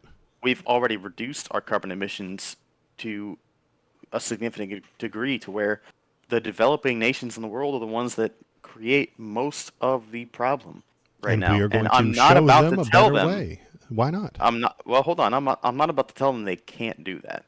And what I would say is it's now our focus, or it should be, to start removing the carbon, especially from our oceans, something that's very simple to do, which we aren't doing. Because nobody's paying for it. We're not doing it because it doesn't turn a profit. If we're not removing the carbon from our government or from our ocean, it's because it doesn't turn a profit. The only things that get done are the things that turn a profit. Nothing else gets done. Nothing. I think that in times of crises, things get done pretty fast. Because it's profitable to do so. It's a crisis. We're all dying. We're all going to cease to exist if we don't fix this climate change problem. And I'm thinking, well, certainly, that it's going to take too long. At which point it becomes profitable to stop climate change. It will be too late. You won't be able to fix it. Millions will die. Shinsinto has a good question. What if there was a way to prepare and create the food that doesn't create the trash? Would you not do it? Sure, I would, but I wouldn't eliminate the way. But not to if it prepare costs and create you a little the bit food. more. No, But hold not on if it a costs second. you more. Stop. Okay. I would do that, except for I wouldn't eliminate the way we've been making food in the meantime, because there's a transitionary period, right? And we are in that right now. I would certainly not say you cannot prepare and create your food the same way we've been doing it for 5,000 years in return for this new method, because we're not going to get the new method of creation of that food overnight, right? It takes time, and we are working on it. Solar panels used to only be 10% efficient. Now they're about 40% efficient. Okay. Maybe when we make it 80% efficient, we don't necessarily need as much oil and gas. We are in a transitionary period where our technologies for renewable energy are getting better, but I'm not willing to get rid of our non-renewable energy in the meantime. Will that 40%, will that renewable energy get better if Congress is lobbied by Exxon? It won't. Will those numbers get better if they're not funded properly? No, they won't. Will those things get better if we don't practice with them? No, they won't. And I'm telling you, Exxon is preventing practice.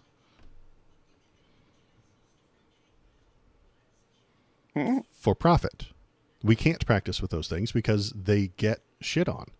Because they get the no fuck funding. are you talking because about? they don't get funded. Because they don't get research. Didn't I just say that those things. that solar in the last 20 years has gone from 10% efficiency to over 40% efficiency? I'm being conspiratorial and telling you we would be much higher than that if Exxon wasn't shitting on them. If Republicans weren't cutting funding for these things for oil executives and their bottom line. The amount of oil subsidies we give to those companies, had we given those to solar manufacturers, wouldn't they have been more than 40% efficient by now? I can't argue a conspiracy. I know. I'm sorry. I agree. Nobody can. That's why it wins every argument. I'm just kidding. I mean, flat earthers, you never can convince them either. They win every argument they're in. So anyway, energy and environment stuff. I think that Donald Trump being in charge will call it a Chinese hoax, as he has in the past, and will do bad things in this situation. What do you think I'll ask you this, and then we'll move on to the next one. What does Donald Trump and Project 2025 do for the environment when he's in charge? Probably nothing. Nothing. Okay. It doesn't get any worse. It doesn't get any better. I'm not gonna I'm not gonna mince words over that one. I don't like everything about Donald Trump, and you know that. I know. And I don't like everything about the Republican stances on things, and you know that. But I do think that we could substantially lower the costs that we're dealing with right now when it comes to oil and gas and in all buying of the byproducts. the consumers would have lower costs. That's what you're saying? Yes. Okay. Because they don't have regulations, safety regulations. They don't have to worry about carbon capture anymore. So it makes things cheaper. I agree with you. That would happen. There are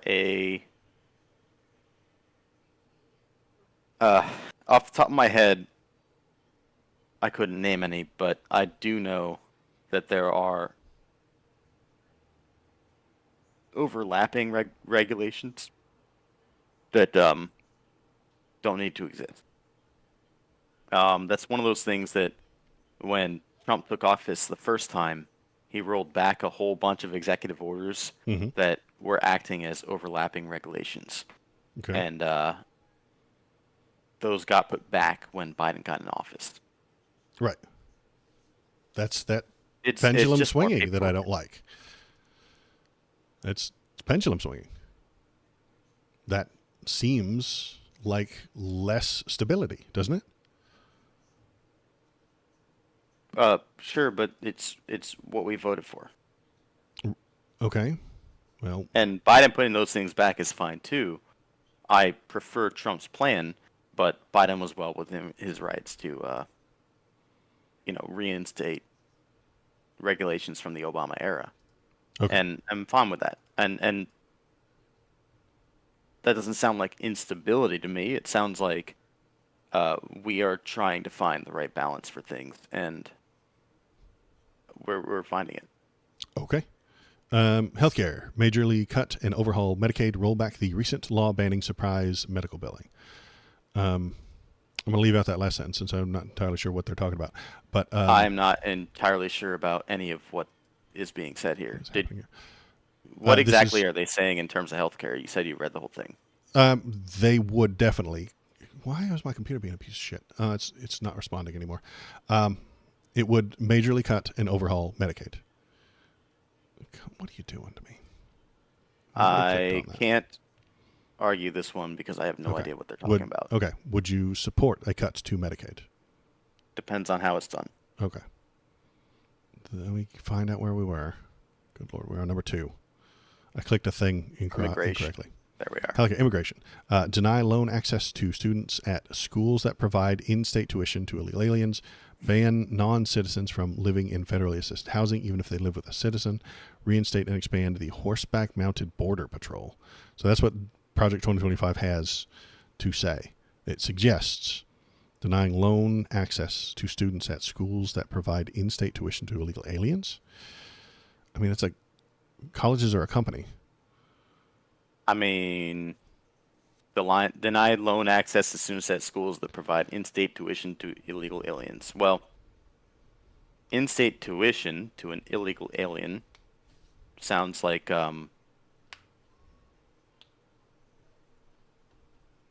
wrong to me. I mean, if you don't live in the state, should you get in-state tuition? I mean, is Or- that not a or states' if you're rights not- question? Is the bank is a company, the college is a company, and they have decided to give a loan to this person. If the government says no, you can't give that a person, is that not a regulation?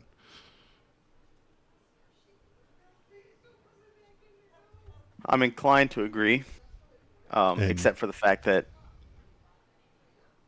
you know my stance on federal tuition loans, and It's my stance is that they shouldn't exist in the first place. So, ban non-citizens. Let's see. Deny loan access to students at schools that provide in-state tuition to illegal aliens. Well, sounds those like a schools regulation to shouldn't- me. the school shouldn't provide that in the first place, in-state tuition to illegal aliens, because they are not a resident of the state in the first place. Does the state have a Um, choice in that? That sounds like you're taking away a state's right. I'm trying to irritate the shit out of you with this one. I know you are, but you already know my. I mean, I'm trying to litigate this decision and not. I mean, my own preference is that federal funding for student loans goes away entirely. So,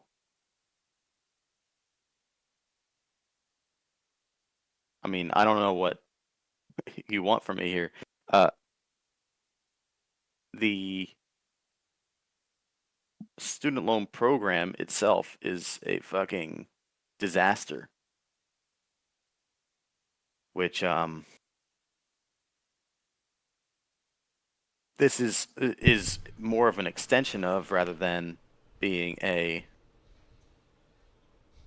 causative factor, I Okay. guess. A bank wants to give a loan to someone. The college wants to accept that loan. That person is an illegal alien. Do you want the government to stop them from doing so? Nope. I also Okay. don't. Here's the thing though. I don't want the government to back that loan.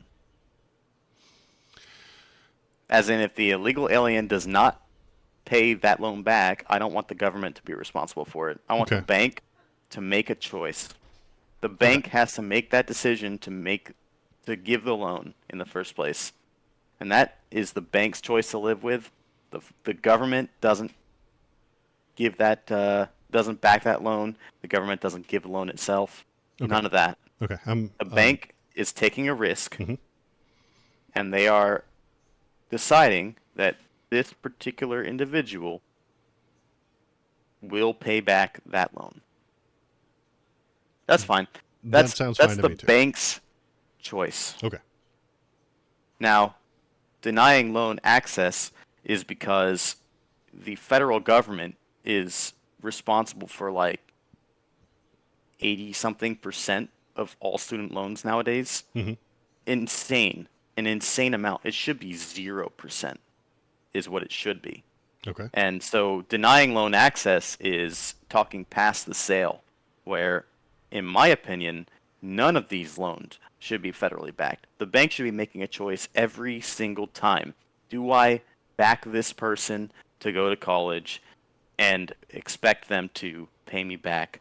Yes or no? And the government should not have a single say, a single part in this conversation. It's between the bank and the individual, and the student loan process is a farce. It's totally ridiculous.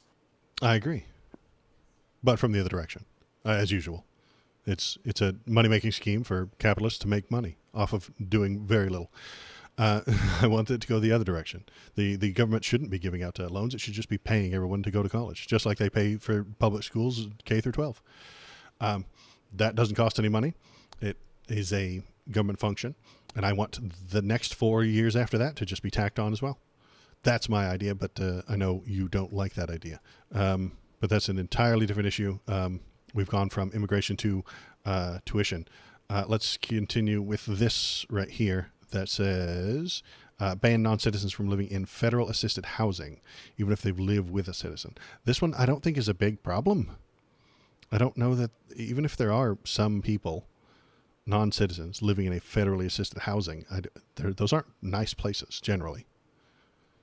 That's like housing projects and shit. I don't think this solves any problem that we have. It just Um, it's what I they're calling agree that for. it's probably not a big problem. Okay. Where I would see this being legally, and since we're reading a summary and Mm-hmm. not saying exactly what is in the documents, um, what I would have to guess is ban non-citizens from living in federally assisted housing, even if they live with a citizen, would be in instances of fraud where a citizen claims that they're living in this housing and someone else is living in it. Um, But that is so few and far between. I agree. That So yeah, we should just skip to the next. Reinstate yeah, the yeah. I don't see and I mean ban non-citizens from living in. It makes no sense to me. I'm not gonna lie. Yeah, I agree. It seems like a very, very small issue that probably nobody's pushing for or against, and wouldn't make a difference anyway. Reinstate and expand the horseback-mounted border patrol. Fine, I don't care. Sounds stupid. Give them cars Well, or give them they GPs are or saying Jeeps. they are suggesting they can do better a job on horseback On horseback versus a Jeep. in Give the 'em Jeeps. rugged. There's no roads. It's sometimes easier to move around on a horse. I don't care. If they want a Jeep, get a Jeep. If they want a horse, get a horse. I don't care. I want to reply to Shin real quick. Oh, sure. No federal tuition. Banks are more likely to discriminate based on race and status. I think that the best situation would be for blind student loan requests. Basically, you don't put your name or your race or your sex or anything like that. You just put your credentials down, and the bank has to make a decision based on that. Okay.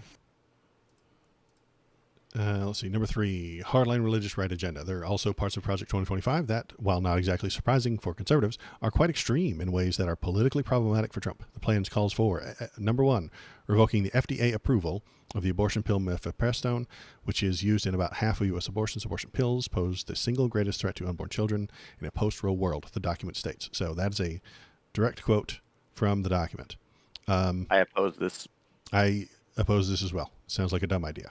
But it's the hardline religious rights agenda, and that's why everybody's talking about Project 2025 right now. That's why the news is talking about it all the time, because it is, I think, a religious hard right agenda, and so that's why the news is talking about it.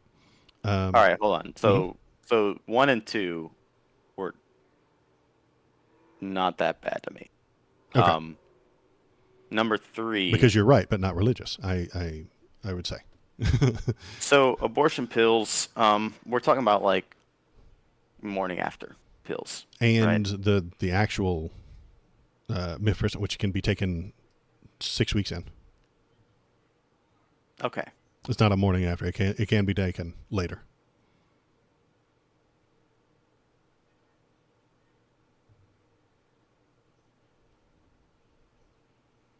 Yeah, I don't know how much of this I agree with. Okay.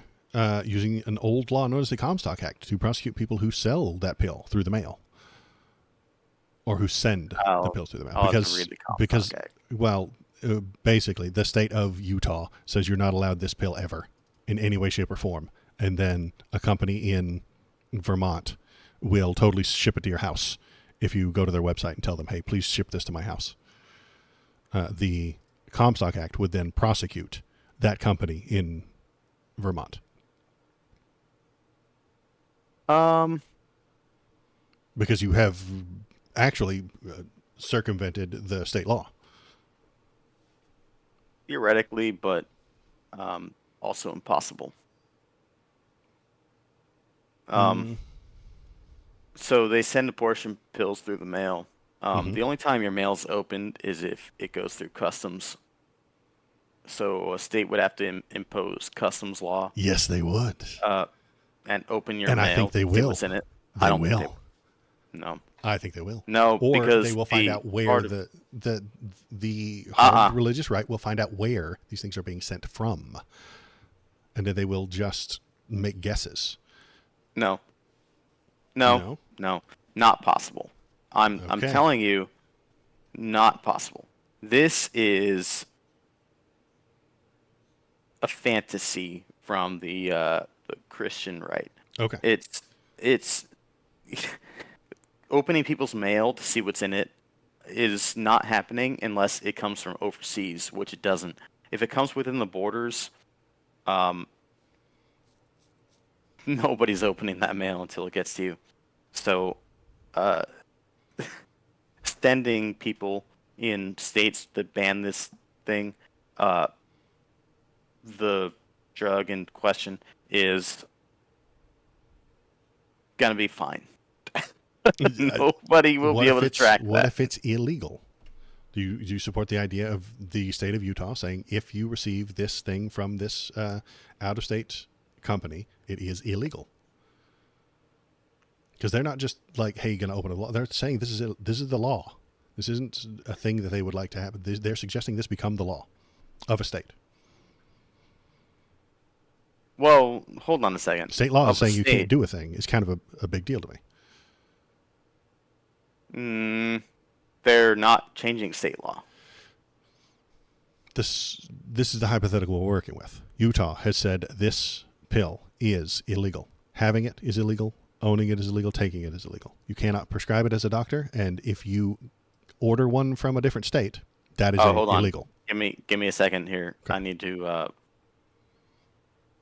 back up because this is not a state's issue.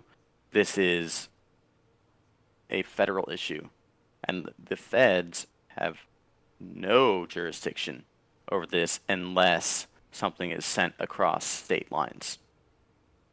I'm confused on what we're talking about now. Have you changed the hypothetical we were dealing with? I'm saying Utah has said this pill is illegal. And they have also said ordering this pill from a different state is illegal. Okay. That's the hypothetical we're in. Are they allowed to do that? Do you support the idea of Utah to do so? They didn't say that ordering the pill is illegal. They said That's sending the it. the Comstock Act to prosecute people who send abortion pills through the mail.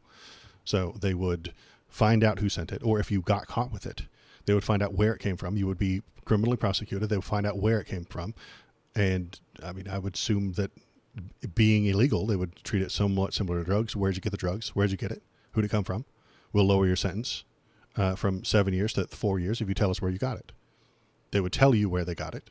They ordered it from a company in a different state, and then they would prosecute the people who sent it.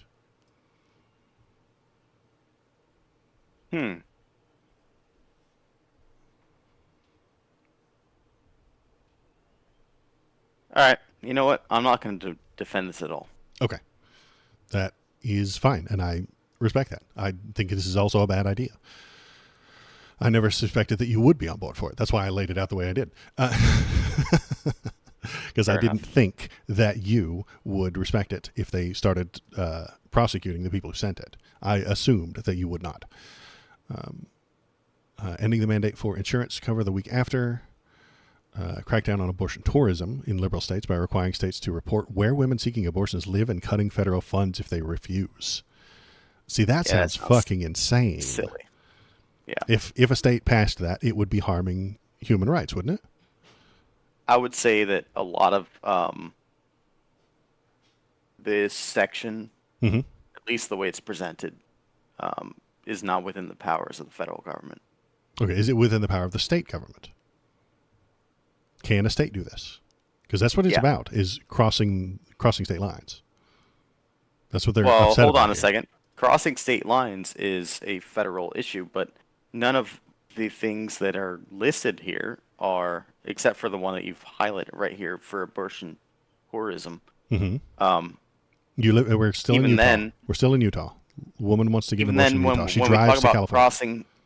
Even when we talk about crossing state lines, we're talking about crossing state lines in the pursuit of a crime. So like, right, of a federal crime specifically. So like, there are drugs that you can't just ship weed, right, to somebody in Virginia. right, Right. It's illegal to, on a federal level, to ship that weed from Colorado to Virginia. Mm-hmm. Right, because it crosses state lines. Mm-hmm. Within the state, the states can do whatever they want. In the case of Colorado, they've chosen to make weed perfectly legal. Right, nobody goes after anyone for possession of weed anymore. Okay. In Colorado. Right. Sorry, I had to refresh it again. Okay, so the state doesn't have the right to, or the federal government doesn't have the right to crack down on California? I don't think so. Okay. The Project 2025 wants the federal government to do that. They want them to crack down on it, but this is, again, the section that you're not going to agree with. I agree. I mean, in my mind, the response to this is good fucking luck, right? You are never going to convince a court that performing an abortion in a particular state where it's legal is illegal because you are a resident of a state where it's illegal. Okay. That's so silly. I think that is also unlikely to happen. The actual crossing of that border is fine in the moment that it happens, because a pregnant woman who does not want to be pregnant crosses the border. It's not a crime. Okay. She goes to the facility where she gets an abortion. It's happening in a state where it's perfectly legal for that to happen. She gets the abortion, and then she comes back and she's not pregnant anymore. That's none of the federal government's business. Okay. The religious right who are pushing the Project 2025 from the Heritage Foundation want it to be the federal government's business. I agree. They're retarded. I don't know. give a fuck. But they're telling us what they want to do with the country, and I don't like what they want to do with the country. Sounds like a bad idea.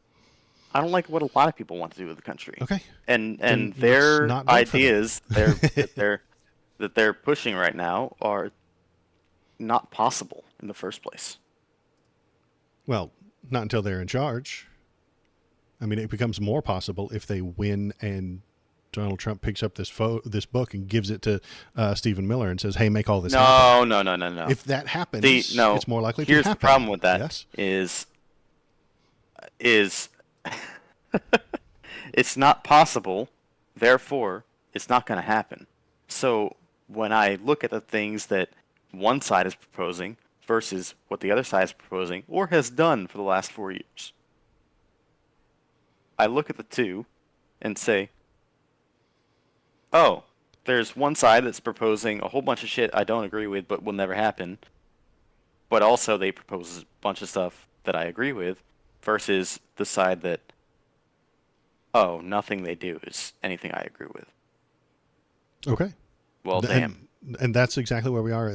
I'm not saying that this isn't impossible. The things that we're reading here aren't impossible. They're unlikely, I agree. But they become more likely if Donald Trump wins and just hands this off to Stephen Miller and says, do this. That makes it more possible, doesn't it? More likely. Not more possible. More likely to happen. More likely, sure. Okay. I'm dealing in likelies. I deal in likelies all the time. Let's see. What else have we got? The fire introduction. Pornography should be outlawed. The people who produce it and distribute it should be imprisoned. Educators and public librarians who purvey it should be classified as registered sex offenders, and telecommunications and technology firms that facilitate its spread should be shuttered. That's a direct quote from their plan here. I mean, it's never happening, though. I know, but here's why I'm not supporting anybody on the right. Here's why I never vote Republican. This is written by Republicans. Good fucking luck. And, I mean, even if I agreed with... I mean, it's never going to happen. It's just not. He's saying should statements, and those shoulds, whether we agree on them or not, is not going to happen. So who cares? Okay. Well, why does it? Who cares? I care when people tell me what they want to do. That is interesting to me. I would like to know what they want to do if they win, so that I can make a proper, informed decision about who to vote for. Right? That's how the system is supposed to work. Candidate A says, I'm going to do this, I'm going to do that, and you don't like it. And then candidate B says, I'm going to do this and I'm going to do that, and you do like it, and then you vote for candidate B. That's why I'm doing this. That's why Project 2025 is in the news. That's why there's hundreds of links about it, and everybody's talking about it right now. So that you and me can be informed voters. What's not in Project 2025? Project 2025 has captured the attention of progressives. Various lists of blah, blah, blah, blah. Does not call for ending no-fault divorce, a complete ban on abortions without exceptions, a ban on contraceptives, raising the retirement age, teaching Christian beliefs in public schools, ending marriage equality, banning Muslims from entering the country, or abolishing the FDA or EPA. Okay, so And it sounds like Project 2025 sucks. it doesn't do any of those things. It does suck, and it is a bad idea, mostly. But it does not specifically call for these things. So it's the hyperbolic versions of people on So the everything you just highlighted, hold on. Mm-hmm. I agree with not banning. But Right. I will say, if Project 2025 did call for ending no-fault divorce, I would support that measure. Okay. We can discuss that sometime if you'd like. That sounds insane to me. Always has. And that's another big one that pops up every couple of days on the old politics streams that I watch in the places that I go to get news. That's people calling for the end of no-fault divorce. So we can discuss that later if you'd like. Complete ban on abortions, okay. Ban on contraceptives, okay. So it's not actually demanding any of these things. So that is the Project 2025. How much of the Project 2025 will happen? Lots, according to this guy, but that's, again, a prediction. At the level of broad principles, Trump supports much of 2025's ideas. He has appointed many of its authors and may well appoint many of them again. The proposals are mostly crafted to be achievable through executive authority alone. So that is why everybody's panicking. The people who wrote a lot of this stuff, it's 900 pages, it has 15 authors or something like that. Many of them were in Trump's first Hold on. thing. Scroll up and tell me what parts of this project are achievable through executive authority alone. It's intended to be exactly that. It's written in a way so that the executive can do it themselves. It's written in ways. It's not possible, though. How is that not possible? One, he has way more power, according to the Supreme Court as of last week. And two, silly. They're written in such a way. Go back to it. They're written in such a way to be executive orders. They're written so that he can executively order them. The things that it's going to do. All right, let's go back to number one. What it actually is going to do. Schedule F. We rambled for an hour about, so the president can do that. Reconsidering the traditional separation between White House and Justice Department, something that could give the president more direct control over criminal investigations. The president is going to do that, and it's written in a way so that he can. Okay. Political appointees in the DOJ. Okay, great. Well, so the president can do those things. This is an expansion of what the president can do. Expanding performance-based pay for the civil service, which sounds fine in theory, unless the performance evaluations are politicized. They won't be. I don't believe you. Not possible. That sounds, I want you to be correct. I don't think you will, because Donald Trump is the most political thing to ever exist. Even if he was for 4 years, the next president, I mean, it's still a great idea. Expanding performance-based pay is still an excellent idea. In a non-biased way. In a non-biased way. I don't trust Republicans to do it in a non-biased way. They are 110% biased. I don't trust Democrats to do it either. I think they're far more biased. Either of them. Who cares? Democrats are far more biased. I mean, let political appointees appoint federal funds. Current civil service do this, and the proposals that the government do otherwise have met with fears of politicization. Again, so the president can do this. Expanding White House review of military promotions. The president can do this. Sounds good. Eliminate the Department of Education. The president could do that. No, that sounds stupid. No, he can't. They're going to lay out a way in which he can. And if he... I'll bet money that never happens. Okay, I don't expect it to happen. During his presidency, I think it will. He will follow the steps that are written down in this plan to do so, and then who's going to stop him? The court? They're on his side. The Supreme Court believes in him and trusts him and gives him superpowers.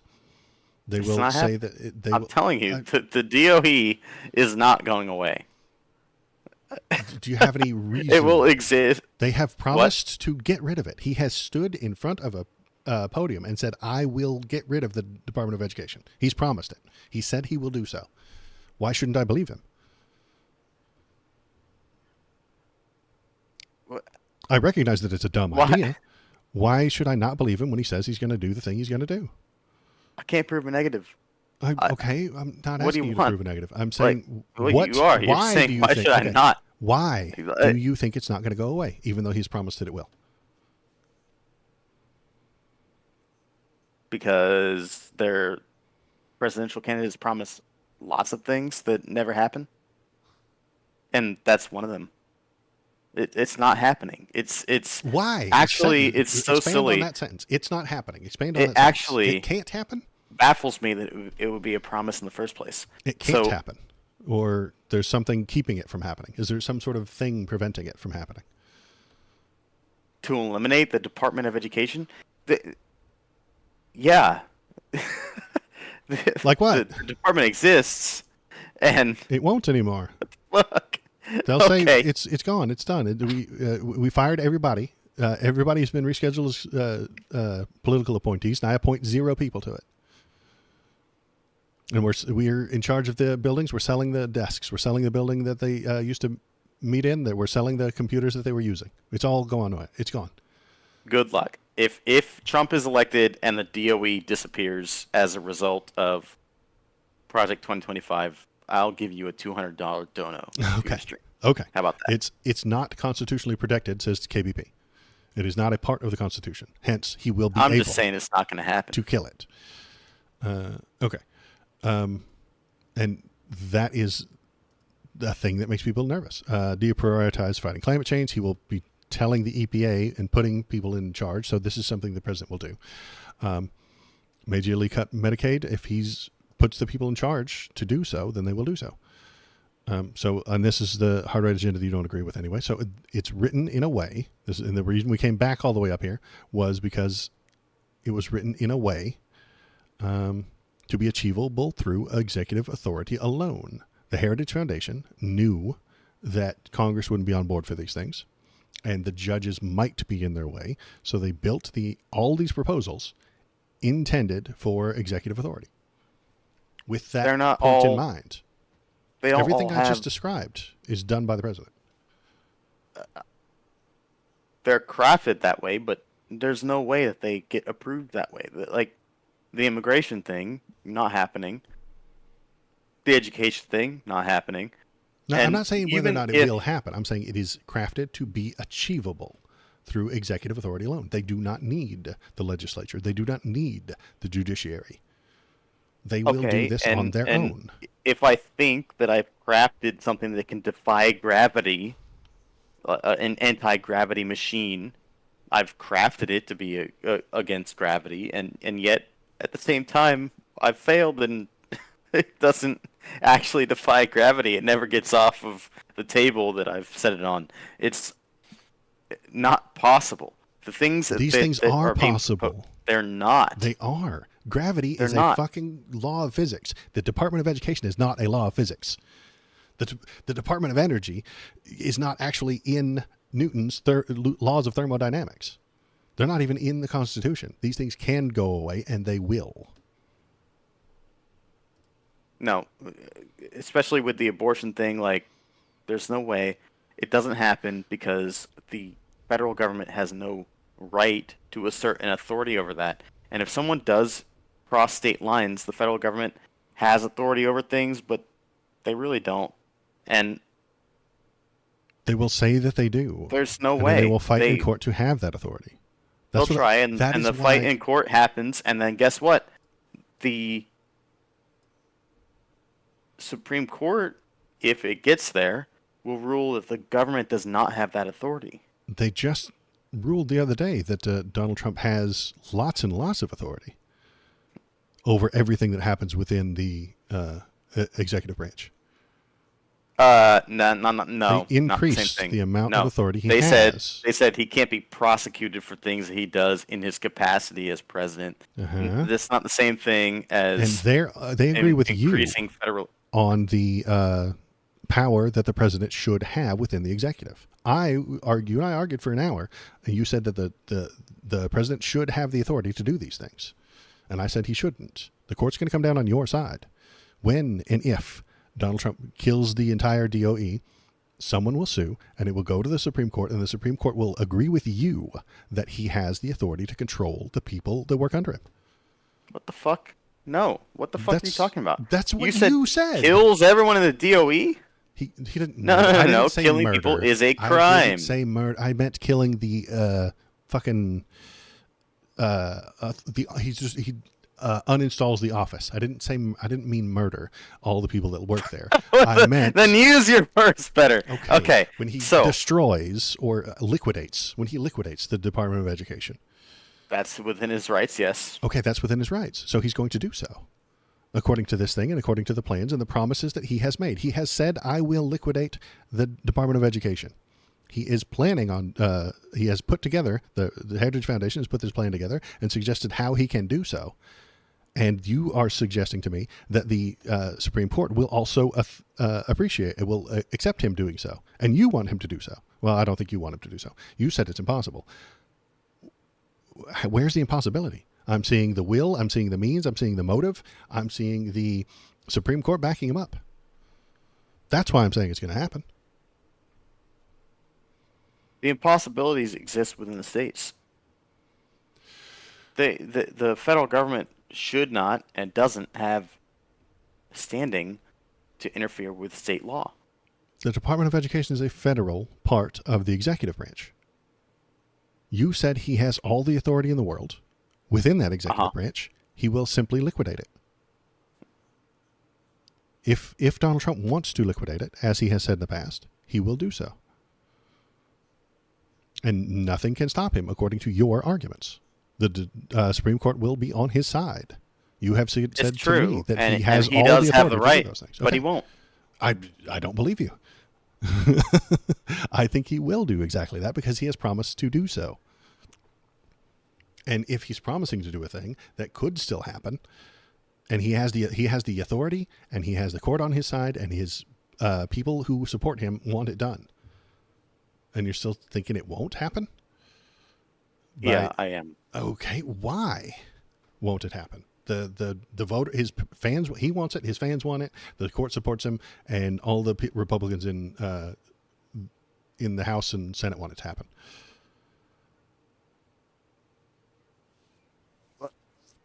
But you're saying it won't because it's been there for a long time. It's a bit of, I don't know what, tradition that we have at the Department of Education. What's going to stop him from liquidating it? I see no hurdles in between him and doing that. Well, I'll put it this way. I don't think that there should be hurdles, but there are. And he could make those choices, but he won't. He is not about to liquidate the entire Department of Education. That's so simple. Out of the kindness of his heart, he won't do that? There are no hurdles. If there are, you said there were. Name one. Legal battles. That he literally has the authority. According to you and according to the Supreme Court, he has the authority to do so. And he should have the authority. Not only does he have the authority, he ought to have that authority, and he does have it. That's not a hurdle. That's not what I would call a hurdle. You are allowed to do a thing, it's legal, and the court has decided you are allowed to do that thing. That's not a hurdle. When he appointed Betsy DeVos, or Davos, to DOE head last time, did public schools go away? No, but he didn't have the authority to get rid of them. He didn't have the authority. No, he didn't. Because we have moved forward, legally speaking, in the executive theory. What's that executive theory that they've been, the Supreme Court's been pushing? Supreme Executive Authority or something like that. Executive authority, executive power of the president has increased since 2017. It has. Literally has. What? What do you mean, what? The Supreme Court pushed all kinds of stuff over the past couple of weeks, expanding the power of the president.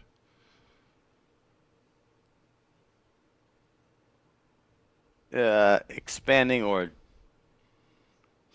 I'm not even... You're not going to call it expanding. You're going to suggest that it's always been that way. Is that what you're pushing? They didn't expand it. They just clarified the rules. And all the presidents beforehand just didn't know what the rules were. Yeah, pretty much. I mean, that's what the Supreme Court does. Fine. Call it whatever you want. I'm calling it an expansion, and they're making shit up. But all the presidents had the power to dismantle the DOE. They simply chose not to use that power. Donald Trump has been explained to him by the Heritage Foundation and his supporters and the Supreme Court that he does, in fact, have the ability to liquidate it. And he has promised that he will. And he won't. Why? You've said it again. Why? How did you get to that point? What chain of events led you to know he won't? What thought process did you use to get to know he won't? It's not beneficial to liquidate it. Okay, see, now there's something I can discuss with you. Okay, so he would not benefit from doing such a thing, even though he has promised that he would do so. Yeah. Okay. What benefit does he get out of it? What benefit is the DOE providing that he doesn't want to lose? Well, I think that the DOE does have a problem. I don't want to liquidate it entirely. But there are a lot of people coming out nowadays that can't do basic math without a calculator, right? 11 minus 7. What's it equal? 4. Yeah. And there are a lot of people coming out of school nowadays that can't do that. And the DOE is the problem. It started with Bush's No Child Left Behind. And I believe Obama updated that same policy. Mm-hmm. But it's a problem. Okay.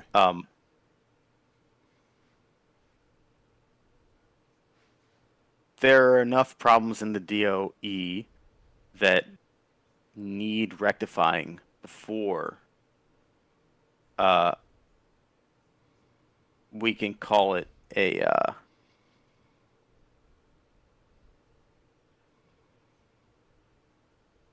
good thing, I guess.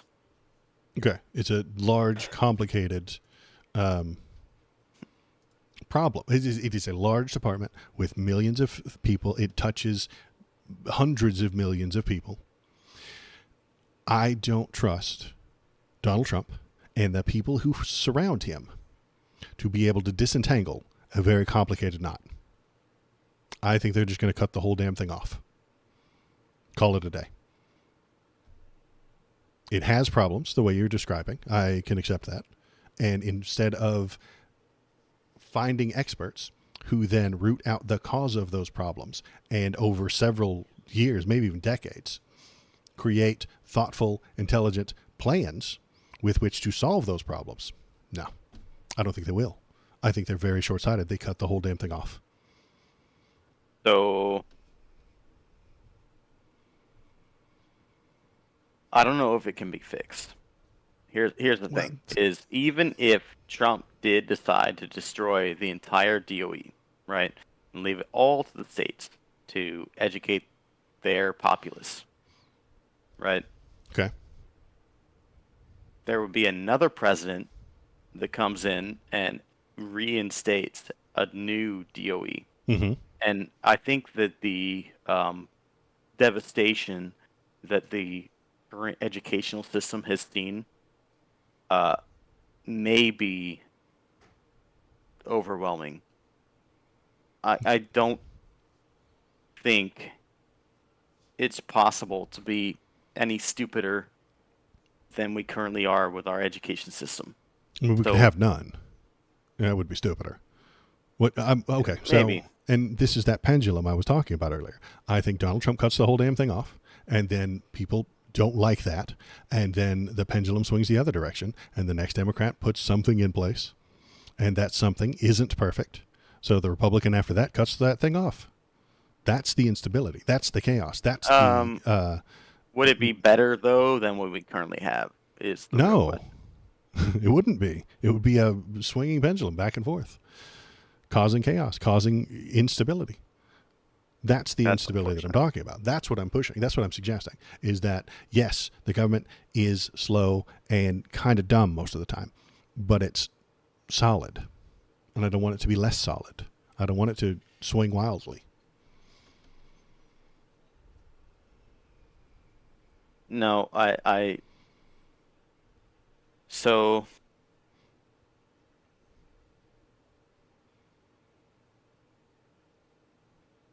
I don't agree that the swinging is a problem in the first place.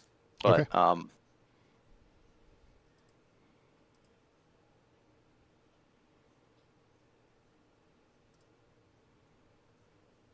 What I'm suggesting is that the education system needs a complete overhaul.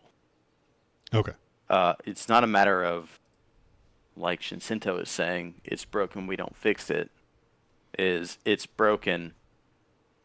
Don't try to fix it. Put something better in its place. Okay. Replace. And if you had a replacement plan, I could read it. I would look at it. And I would measure it and critique it as I do, as I am a critic. If Donald Trump had a plan, I could critique it. But I think, by paying attention to him, the plan is simply to make it a business. More vouchers for private schools. Schools, K through 12, is now just a business. You pay to be there. You don't like the service you're getting. You don't pay them, I suppose, or choose a different business. If you don't like the food at McDonald's, you simply go to Burger King. I think that's what they want for schools. If you don't like what they're teaching you, go to a different one and pay them for it. Rather than the tax money, rather than the Department of Education setting standards and things like that, they will simply be free market schools, which is the problem I think we have with colleges right now. I think the college problems, all the problems that we have with college, No. all the problems First we have of with all, college, everything go all the way to up kindergarten. until you said college Mhm. sounded fine to me. Oh, that sounds like a fucking nightmare. That's the problem we have with colleges, is that they are run for profit. Oh, hold on a second. Because the college problem is the direct result of government intervention. Absolutely not. It's the direct 100%. result of people wanting more money. It is the direct result of it running for profit. Those profitable people, those people on the board, take the money from the students and they take the money from the government. And they want more. And so they jack up the price on both. It is because of profit. That's so money, silly. money, First of all, SpongeBob. no. It's all about money, SpongeBob. You know, oh, my boy, it's all about money. Yes. Totally silly. No, people don't actually have to go to college to get good at most things. They It's have so to silly. get a job. I The know it is. profit-seeking I know they do. companies, the And profit-seeking it's so companies ridiculous that they demand have it. to. What we need as a society is to stop valuing a bachelor's degree as a primary marker for being hired. Then It's so ridiculous. that's a company that's doing that. It's not people doing that. It's the company that demands this before they will hire you and give you a job. Capitalism demands that you have this bachelor's degree. And you have to pay with capital We have a to get that problem in the bachelor's system. degree. I get it. And that bachelor's degree is like, oh, do you have the resources or do you have the wherewithal to get a bachelor's degree? Therefore, you can be a cashier at Target. Mm-hmm. Good job. No. Yeah, KBP says I'm that sorry. one company says, We hey, did you go to this we other need company and get a to. company-owned badge? Now you can have a job. You went to a company, went through there, gave them a bunch of money. They gave you a diploma, and now another company will hire you. This is all a capitalist problem. No, it's an expectations problem. Expectations of who? The citizen or the company? Both. The company says, The idea. Mhm. Look, people went to college in order to get certain jobs, but it's not. Those certain jobs don't exist for everyone. Okay. Now, when you get a bachelor's degree, a lot of people that do don't end up working a job in the field of their degree, right? Right. And that's a problem. But Well, that's because of capitalism. They can't get a job doing what they want, so they get a job doing what they can get. You look for a job and you just get whatever they give you. all right, And if here's you what I'm going to have more suggest degrees, yeah, okay. is maybe if you can't get a job that you want after getting a bachelor's degree in whatever field, you might not be suited for that job. But you've paid a ton of money because all the adults in your life told you have to go to college. You have to give them just giant amount of money. You have to take out these loans, capital. You have to pay them all this money so that you can get that degree because you cannot get a job without that degree. And that then you get is the degree and no one will hire you. A complete failure of our previous generations and of the education system today. But most people should not have to go to college. I think this is a failure of capitalism. No, it's a failure of expectations. It's everybody 2 generations ago. It's like, oh my God, we went to college. Man, you're the first person in our family to ever go to college. That's amazing. And what did they do with that degree? It's 1974. You just graduated college. You owe $20,000 total or something like that. And you paid for it with your side job. And you paid for your own way. What do you do with that degree? The work in the field you were educated in? You use that degree as a good reason to hire you. You go to the company that in the place that you wanted to study, and you said, "Hey, look at me! I've got this degree. I know how to do this job. Hire me." And I would say we're oversaturated right now. Right. Because we're oversaturated because too many people are going to college that don't belong in college. And why does the college want more people? I don't care why the college wants more people. I want. Who cares? No. What do you mean? Who cares? Even if they were all public universities, who cares? No. The problem is, people don't need to go to college in order to do a good job. I agree with you. Explain that to a large company. Explain that to a hiring an HR branch at a large company. You can't. They don't care. They will. Here's the problem, is that the market is oversaturated with college graduates. Mm-hmm. And so the companies can be overly picky when they are trying to look for labor, and they can search for college graduates instead of high school graduates, and only hire those at minimum wage. Okay. Why is the market so saturated? Because there are too many people going to college. Because why do the colleges want all the people to go to college? Why do they want every single person in America to go through their program so that they will get paid? More college applications means more money. 1,000 people at a college means money. 10,000 people at a college means more money. They're companies. They want as many customers as they can get. And when you turn education, this is the point I'm trying to get to. When you turn education into a product that needs to be sold, and you need to sell more next year than you did this year, it becomes corrupt. It becomes ruined by that capitalism. But it doesn't. And it never has. Literally did. And the problem is, if we just pay for everyone's college, everything will be fine. Well, guess what? It's not. And you can disagree with the fact that we've been paying for everyone's college, but we have, and that's the federal student loans program that we've been invested in for the last, what, 40 years? Right. The people went to the government and said, we've got a problem. The people came to the government and said, we've got a problem. We cannot afford this college. And it's necessary for us to get a job. The jobs won't hire us without this fucking degree. So the government gave them some money. Yeah. No. Yes. No. Absolutely. That's not false. No. So, first of all, it's not the people said they won't hire us if we don't have this job. No, they said we want this education in order to get a particular job in some field, and the government said okay. And they wouldn't get hired if they didn't have that degree. Oh, really? I can't get hired in this job unless I have a degree. If I need the degree, I don't have any money. So I went to the government. If 0 people had the degree,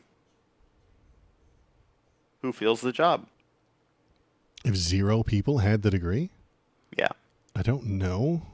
The answer is nobody. It depends. Probably nobody. Yeah. Under your model, it depends on how important the job is and what the company would do. I don't know what the company's going to do. They're going to possibly hire the most educated. But we're not talking 0 most qualified, people. Right? We're not talking 0 people. We're talking the rich people had that degree and the poor people didn't.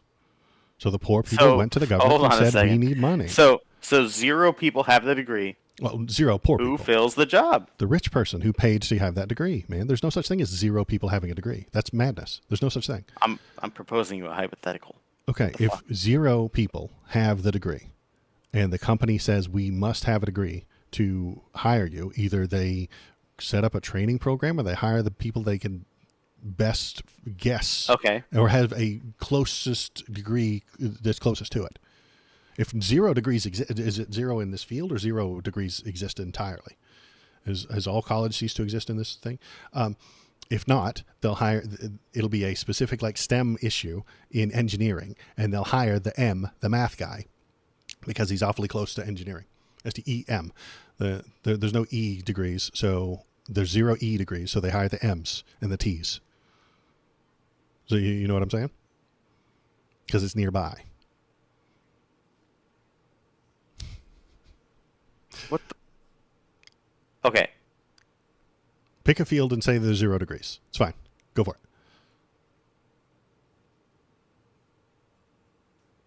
I mean, that was your hypothetical. If there were 0 degrees,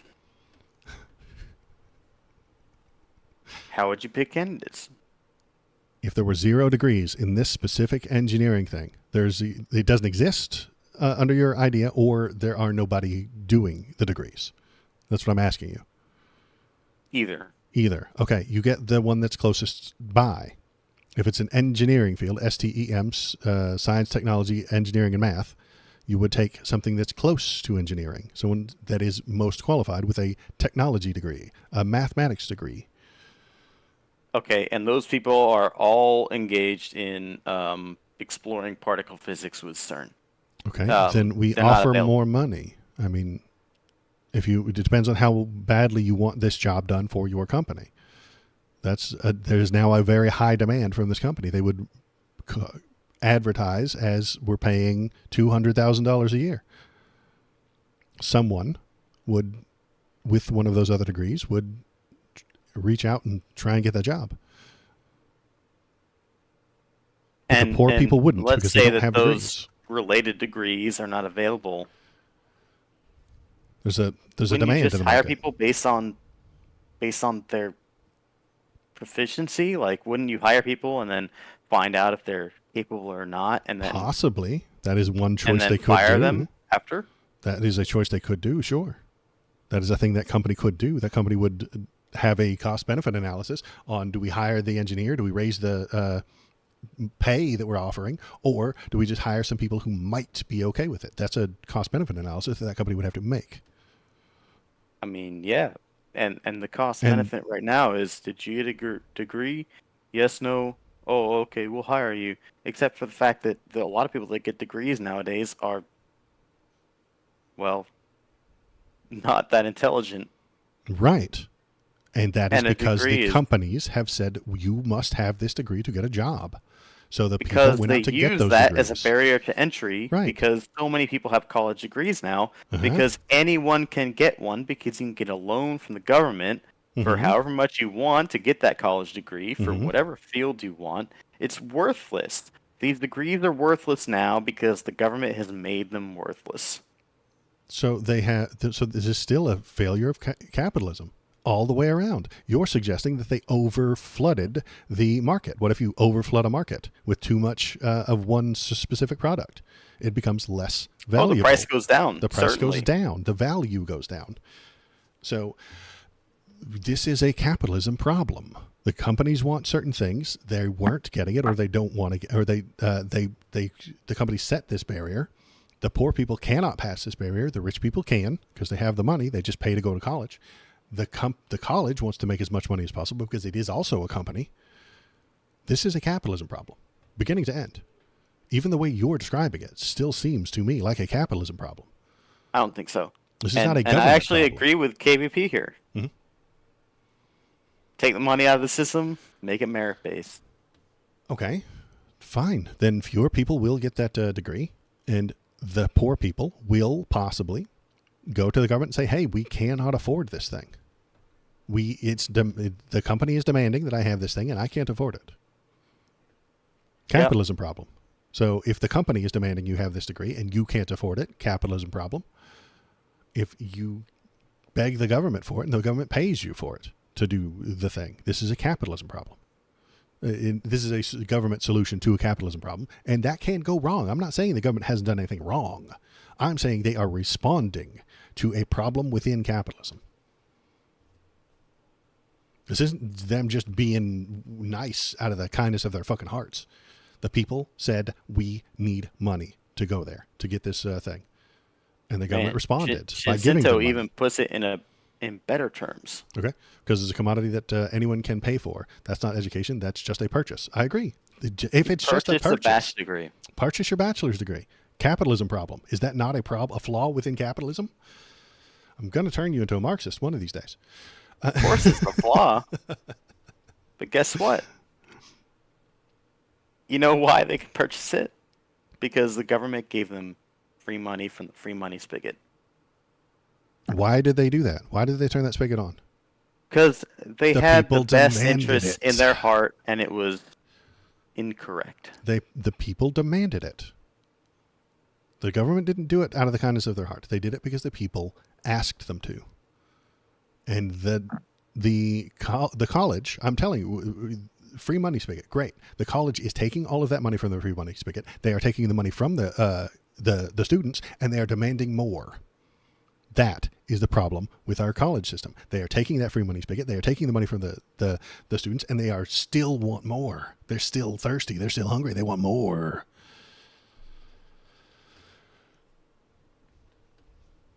That isn't a problem of government. That is a problem of greed. Take it away from them. Okay, great. Then the system might collapse in that situation. We will have some collapsing. If you say, okay, we're going to turn the money spigot off, great. Well, who suffers? Does the company suffer? Possibly. Do they cut costs? Do they cut administration? Yeah, they probably do. A college who is drinking from that free money spigot, if it's turned off immediately, will fire people. They'll reduce the amount of courses they have. They'll reduce the amount of people they take, and they'll probably raise their prices to keep that stock price. I know they don't have stock, but to keep their revenues at the same level. A college that dips in revenue this year from last, well, here's the problem: will be in trouble.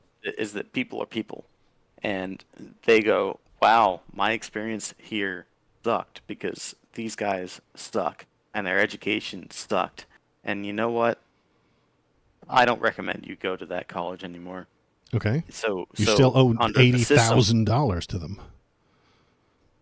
Do you though? Maybe. I mean, maybe. You owe somebody money. No, if the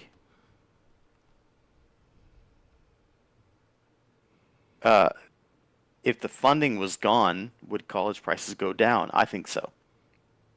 So maybe for a few years you pay them a certain amount, And eventually, prices should come back down to reasonable levels, to where they're not being subsidized by the government, and the government isn't funding you. It's totally ridiculous that the government would fund in the first place everybody to go to college, and they do, and that's the problem. The student loan program is the biggest problem with college that we have. Not everybody should go to college, and a lot of people should just be able to do a job without going to college. Sorry. Okay, well, you've gone the capitalist route, where I've gone the government route. That's where we've split. You suggested that this is it's okay for them to be businesses, and it's okay for them to collect money from people. And I'm saying that it's not even okay for that. There is Education an shouldn't be abundance run of for profit. labor that is college educated that doesn't have had to be. Right. They didn't need that. I agree. Why did the college call for it? Why did the companies call for it? This is a problem of their Because greed. there is an abundance. They don't care if there's an abundance. The college doesn't give a shit if there's a million It's people. so easy to find a college educated person who doesn't have anything going for them. Right. Hi, come and work for me because you're a college educated person. No, you shouldn't have to have that college education to be a cashier at Target. Sorry. I agree with you, but the company don't need doesn't it. give a shit. The company does what's best for its bottom line. The And company then- is finding people who have proven that they can work, except for the fact that it's not necessary. Why would you go to college in order to work at Target?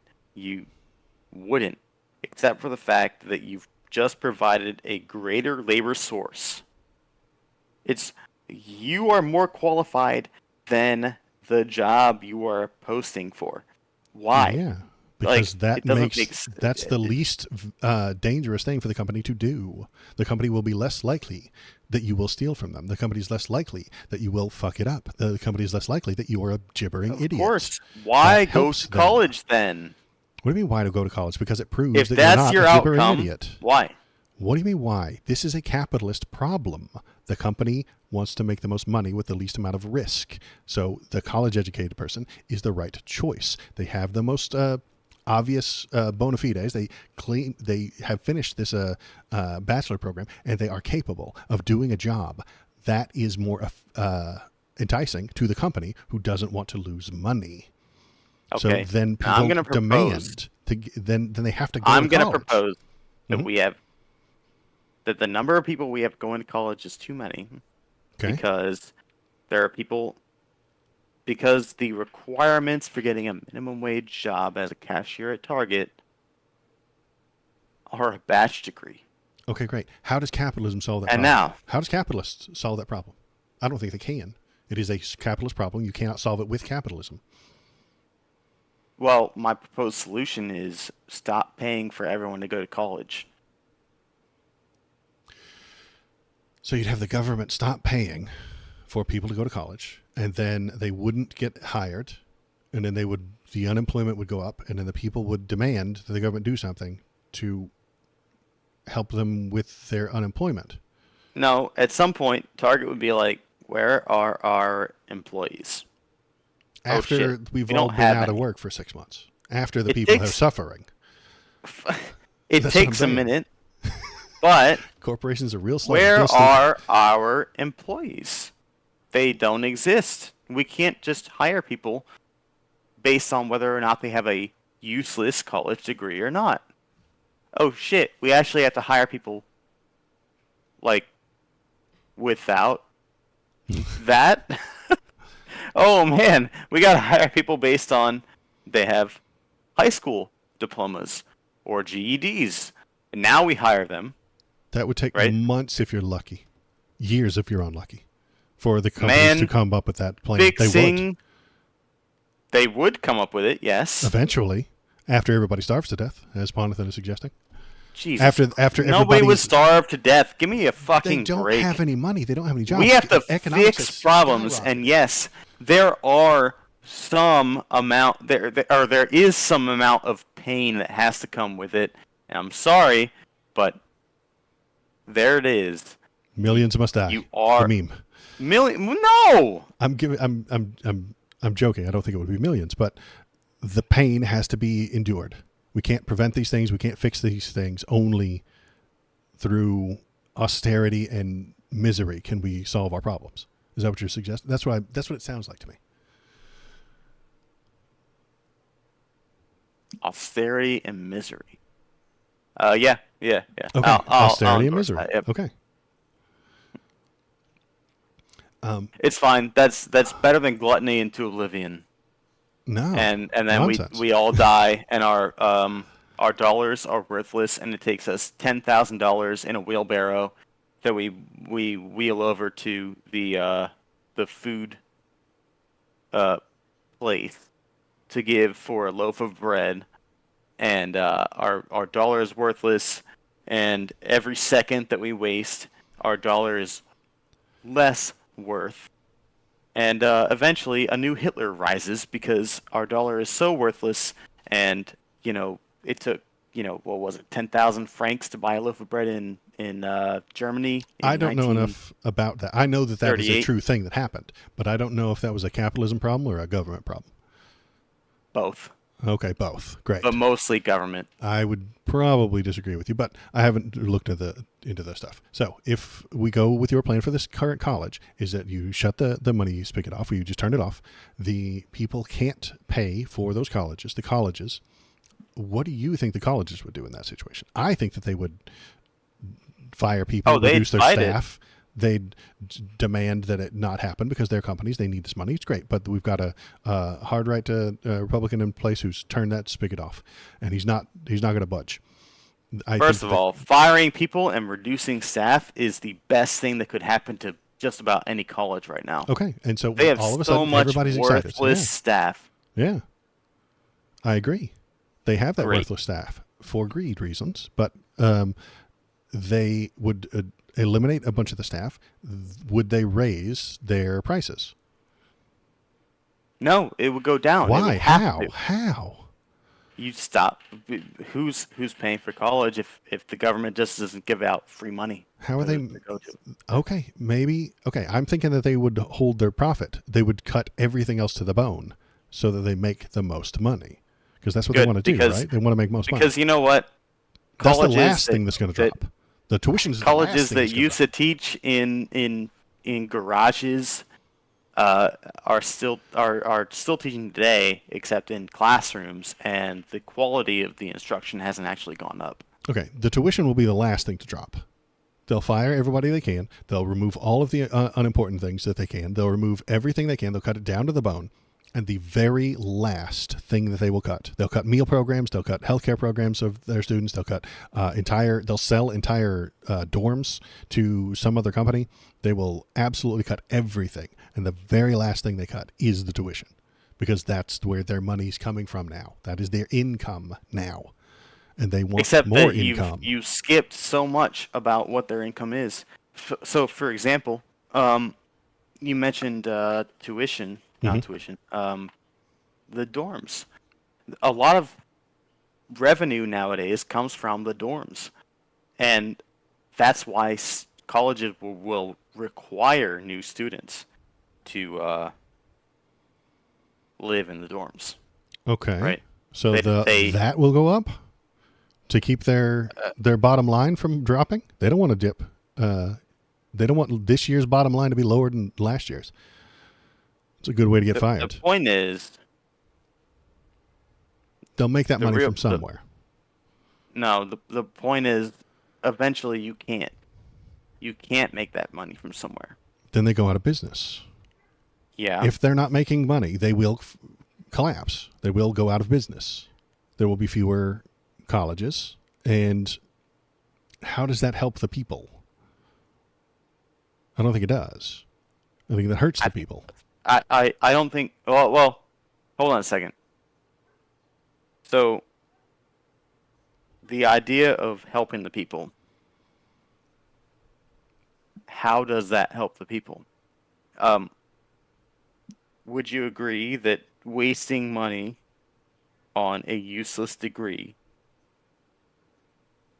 is detrimental to the people. If it's too expensive, I mean, that's the game that you have to play now. That's not a choice you get to make. That is the way the game is set up. Companies won't hire you unless you have this degree, and you can't get this degree unless you pay a lot of money for it. I don't like that game, but that's the game. Do you want to change that game? How do you change that game? Through capitalist means? Well, they're the ones that caused it. You have to change it through government means. Power of the people. Have to change that. Regulation must happen somewhere to change that game. That is why I support when the government does a thing. Sometimes, depending if it's a smart thing and it's a well planned out thing. Capitalists can't solve this problem. So what is better for the people is to hire a representative, get together to explain to their friends what they want, tell their constituent and their representative what they want, and then pass some sort of regulation on this unchecked runaway capitalism.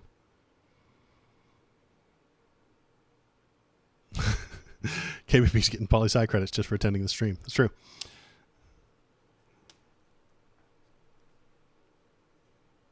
No.